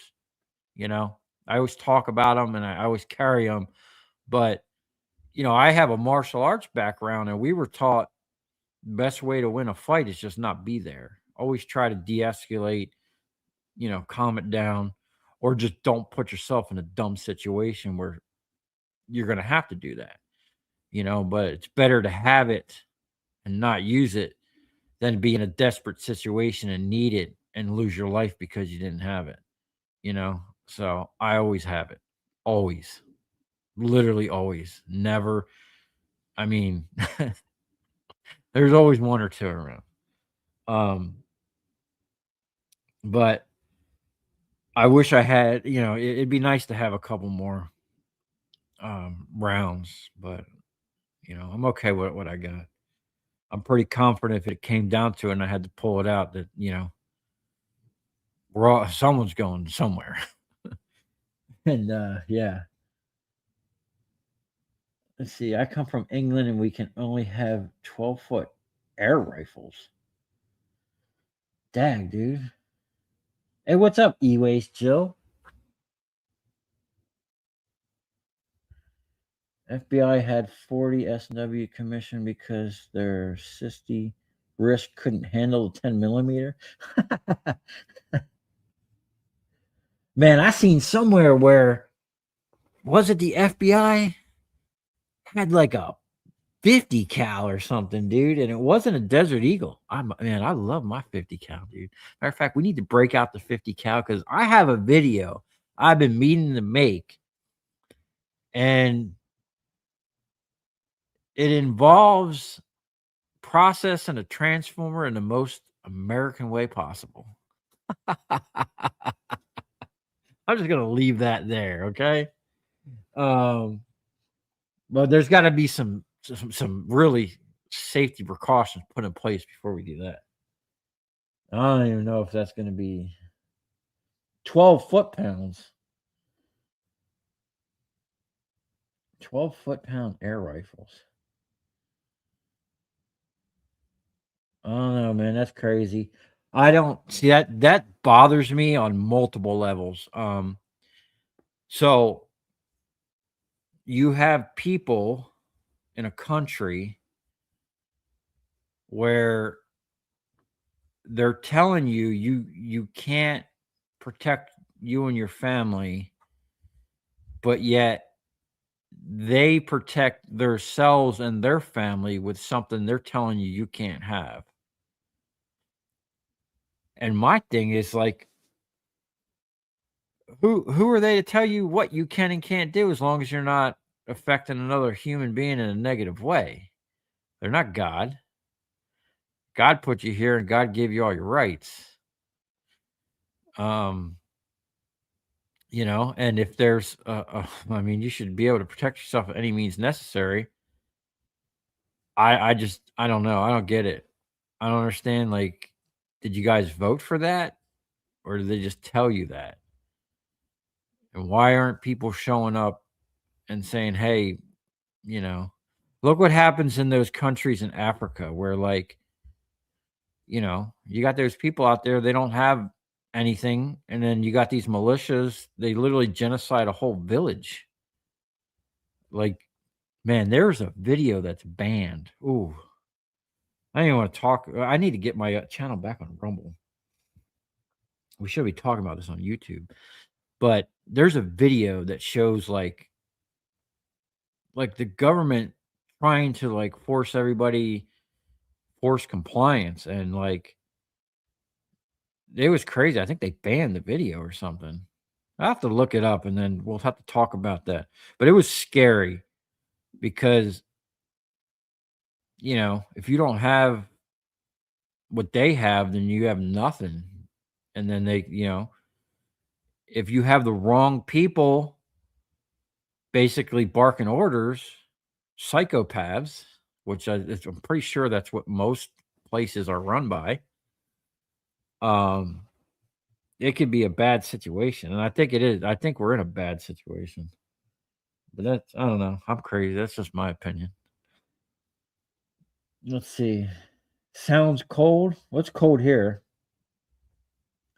My ex-wife's uncle has a mini cannon too. Huh. I want a cannon. Huh. Anyway. All right, guys. I am getting tired. I'm really cold. We're going to have to wind this down. The UK and Minnesota. Huh. Well, it's crazy. Down here in Florida, they just, I think, in the past 2 years, passed open carry. And I thought it was funny because a year before they did that is when I got arrested for allegedly open carrying 2 rifles or open carry. What would they charge me? Open carrying a handgun and concealed carrying 2 rifles. Okay. None of them were on my person. They were just in my vehicle. And when I called the court out and I threatened, because they were threatening me with 15 years in prison, when I called them out and threatened to file charges against them, man, they couldn't give me my property back fast enough and get me out of that court and drop all the charges. Gave me all my stuff back. I learned that if you don't know your rights, they will straight up take your rights and charge you for it. Because that's what they wanted to do to me. They wanted to steal my property, take my rights away, and charge me court costs and probation and time, my labor. I would have had to work to pay that, And in the end, it just cost me a couple trips to the courthouse and me standing up for myself and telling them, no, I don't care. Let's take this, because they were like, oh, if this goes to this, is what they threaten you, they fearmonger you. Oh, these charges, if you go to trial, these could be 15 years in prison, 3 counts, 5 years apiece. But if you take this deal, you'll just have to forfeit your guns and pay court costs and be on probation and take a minor weapons charge. And I'm like, do we have laws in this country? Like, do we have that's what I kept asking the court every time I went in there. Do we have a constitution? And the one time the lady, like, she got mad. Because I wouldn't pay for a lawyer, and they provided me with a public defender, which they don't like when you tell them what to do. They want you to, like, kind of just go along and they'll provide you with a deal and you take it. No, I told them, hey, you go up there and tell the prosecutor this is what I want. I want my stuff back. All of it. All the charges drop. I want my stuff back. And I ain't paying you nothing. Okay? And like, well, this is the deal. No, the deal is this. A lot of people don't even know that when you have a lawyer or a public defender, even though it's free, or you're supposed to pay $50 or whatever it was. I never paid. They even sent me a letter saying, oh, well, you owe us $50. We might suspend your license. I was like, I don't care. I ain't paying you. So you guys tried to rob me. You ain't getting a dime out of me. You're already wasting my time and my fuel driving down to Broward County. You got enough out of me. They probably attached themselves to the Siesta Q trust that everybody has that most people don't even know they have. That's what the courts are. If you look in the Black's Law Dictionary, a court is a bank. It's a very deep rabbit hole and very confused and it's a scam. It's what it is. It's not really a court of justice, a court of law, as you would think. And I learned a lot in that year and a half. I did a really good video on that. I had to take it off of YouTube because YouTube doesn't like that stuff. But if you go to Rumble and look up the Free Human Project, there's I think 5 or 6 really good videos, and I get into that stuff. But yeah, if you don't know your rights, they'll take them from you, and they'll trample you, and they'll charge you for it, and make you out to be a criminal where, in fact, they are the biggest criminals. You know, and it's sad we've gotten to the point where the people fear the government. People should never fear the government. The government should fear the people, and that's where we're going. That's where we've gone astray. You know, no one has checked the government in over 100 years, or probably longer, and that's a problem. No one shows up. What do people do? They get on Facebook or Twitter or Instagram, and they send memes and talk shit, and they're angry. And then the next thing comes along, and everything's brushed under the rug. Look at them, like those we'll just call it the e-files that just came out, and all the things, and the the pedo and the satanic stuff, and the fact that nothing's happening. They put the information out there. It's basically what do they call it?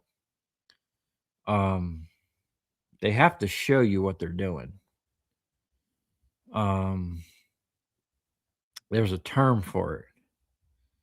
And if you don't say anything or do anything about it, you agree to it. And that's their thinking, you know? Oh, revelation of the method. They have to tell you what they're doing in advance. And whether or not they come out and tell you, or they do it through symbolism, if you're not, in their mind, if you're not intelligent enough, or because you weren't taught what the symbolism means, then you don't know, then you're ignorant. It's the same thing with court. When you go to court and you hire an attorney to represent you, you know what you're telling the court? You're telling the court that I am not of sound mind, and you basically there's another term for that too. You're basically telling them that, you're not intelligent enough to represent yourself. And when I told the judge in the beginning that I wanted to represent myself, they will do everything in their power to get you to take their attorney or their public defender. Oh, we'll get you a public defender for free. Well, if you look in the Black's Law Dictionary what an attorney is and what their role is, it states in there that their first obligation is to the court and not the client. It says it in there black and white. They're basically there to make sure that the court gets a piece of the pie somehow. And there's actually a term called railroading you. They literally will railroad you. Okay. Your attorney might get you off or this or that, but the fact of the matter is, if there's no victim or no property damage, there's no crime committed. So all this other stuff that people go to court for, you're being railroaded. Okay. It's really crazy. And I'm getting tired and going off on a tangent. And we're really going to have to set up the other channel and get on there and do some lives, because I'd like to know your guys' opinion on some of this stuff. And I'd like to share some more stuff that I learned with you guys. And there's something we want to do, and some roads we want to go down, but YouTube is just not the place. Oh, there's something I got to show you, man. It's so crazy. I took a screenshot of this because I thought it was funny. You know, when I do my live streams, I always come out with the same thing right out front. Hello and welcome, right? YouTube is so funny. Okay. So I typed in hello and welcome, and YouTube rejected my comment. It said, this means they think it's spam. This was it. I don't know if that's going to come through. Let's see. That middle one right there. Yeah. Anyway, it says YouTube rejected my comment. Hello and welcome. How do you reject that? Like, that's like the most ridiculous thing ever.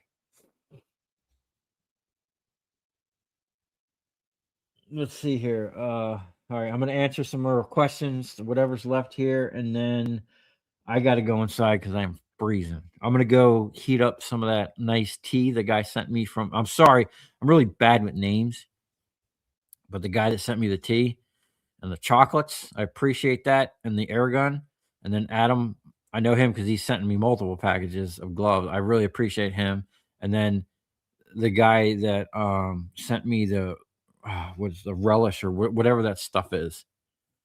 I'm gonna talk to my wife about that tomorrow and see what we can put it on. But we will get that. I am gonna taste that. I just don't want to open it and like I don't know how it stores and stuff like that. So we'll. Oh, oh, can you guys hear that? Let me turn my mic up.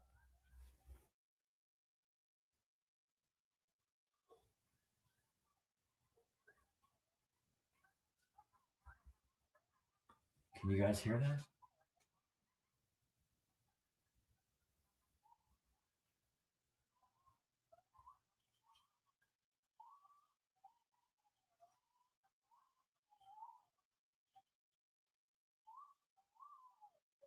Wow, that's coyotes. A big old pack of them. I don't know. Can I still hear myself through these? Hello? Hello? Hello? Okay. That's better because I can let me turn it back down. When Scrapping on the Fly was in there, I could hear through my thing, but I can't hear myself. I can only hear through theirs, but they're going off.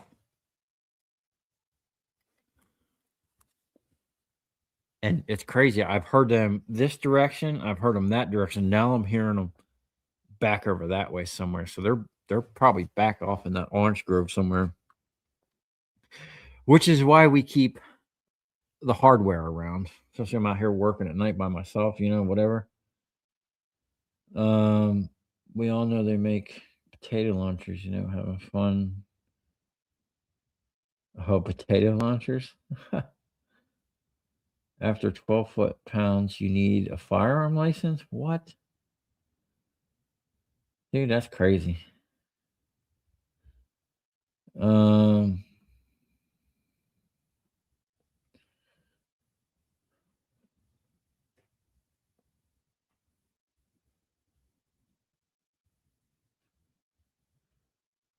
Damn, you almost got arrested for dumpster diving? That's crazy.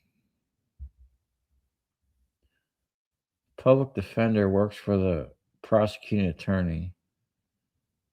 They're not for you. Yeah. Yep. Yeah. Oh, they didn't like me one bit. When I tell you they pushed me around, like not pushed me around, they put me in front of so many different judges because the judge didn't want me back in their courtroom because I was the only person standing up there challenging them. Everybody else would go up, they keep their head down, their attorney or public defender would, hey, blah, blah, blah, blah, blah. We take this deal. They talk really fast and they speak legalese, which you think they're saying one thing, but they're not. Like a lot of the stuff they say doesn't mean what they're really saying.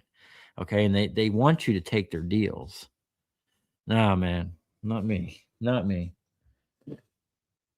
Did you actually clear everything out of that shop? Any pics? Yes. I actually cleared out everything from that shop, pressure cleaned it inside and out. I didn't leave one thing in there. Literally, I think I made a video of me walking through it the last night. I mean, it's in the channel. I'm pretty sure I walked through. We cleaned out everything. I didn't leave one thing there. And that was a lot.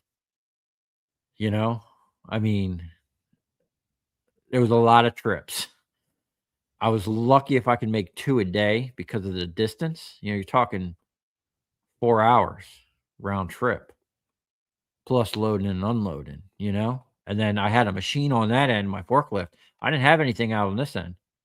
I had the Kubota one night before I started buying it to offload this table and that table. That was it. I had it for 2 days out here.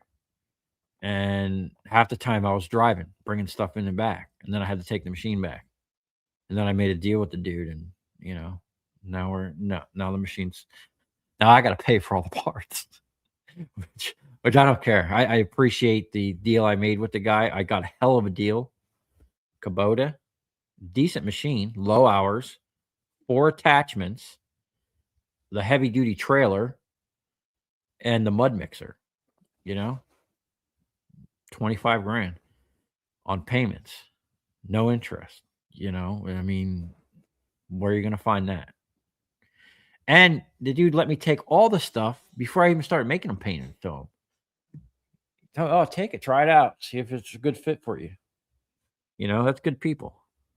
Good people.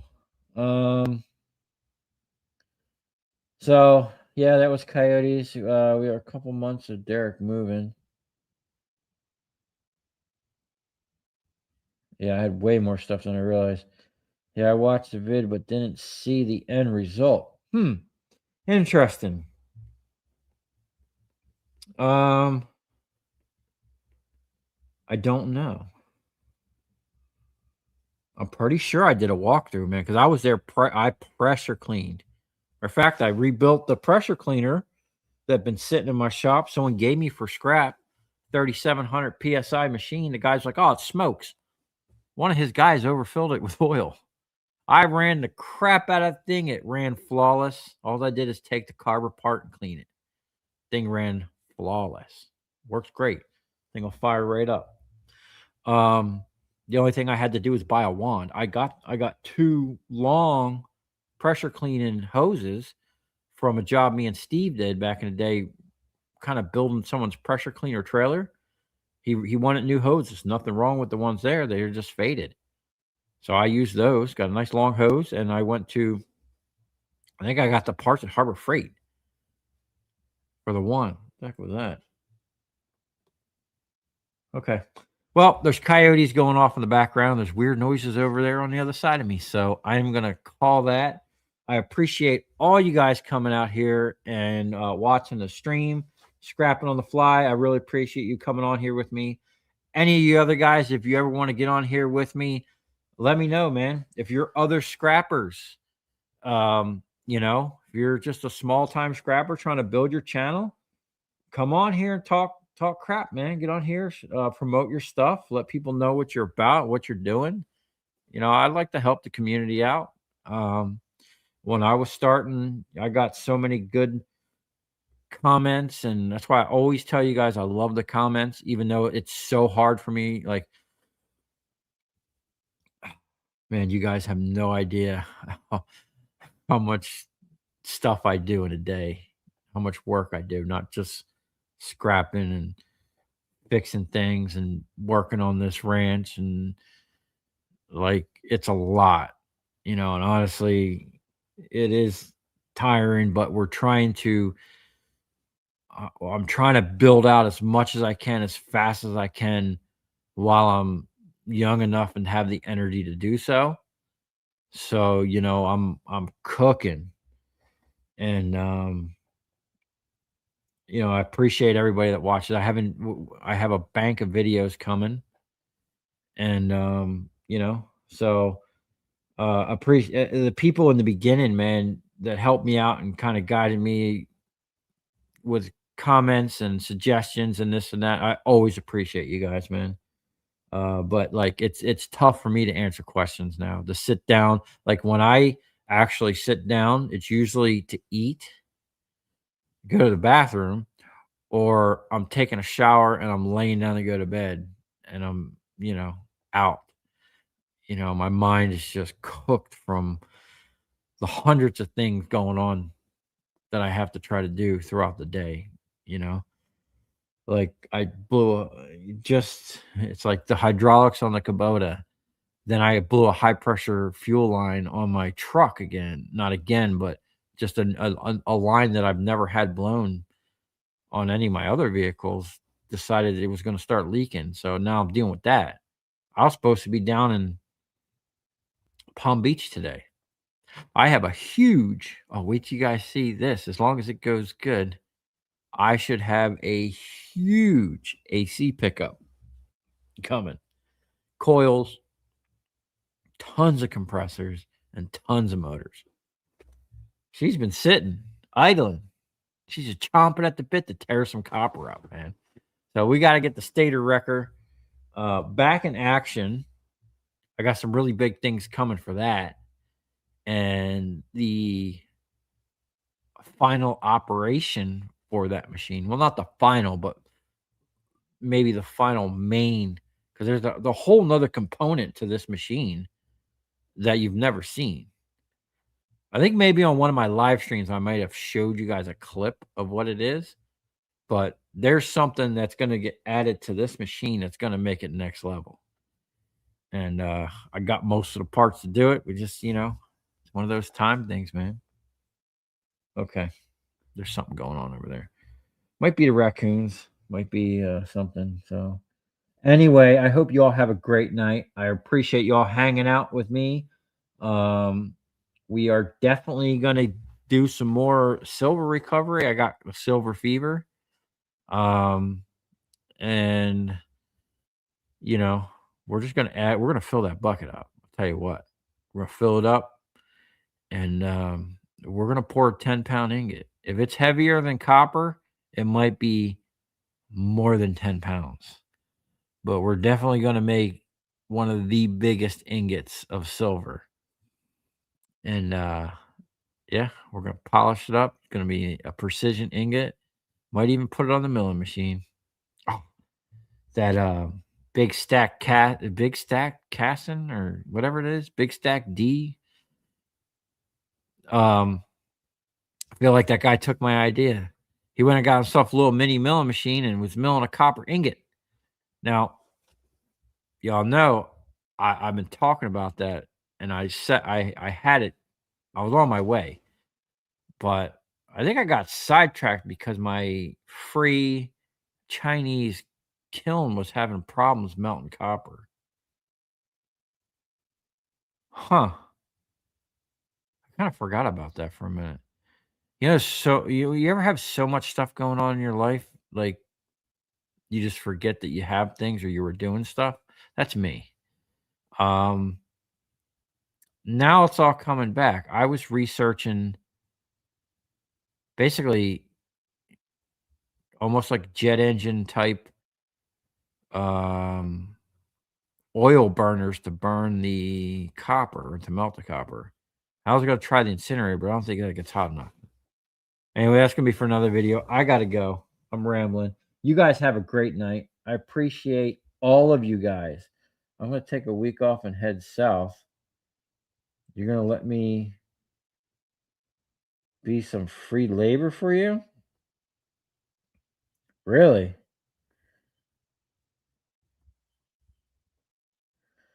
Oh, think about that. The wife's funny about having people come to the property, but it's going to happen someday. I do need some help. And like my neighbor came and helped me with something. I appreciate the heck out of him. He came over with that big machine and helped me. And he pulled some dirt for me one day. And my brother came down, my mom, my father, and my brother and his two sons came down and helped out on the ranch. My wife helps me every day just get through the day. Appreciate her the most.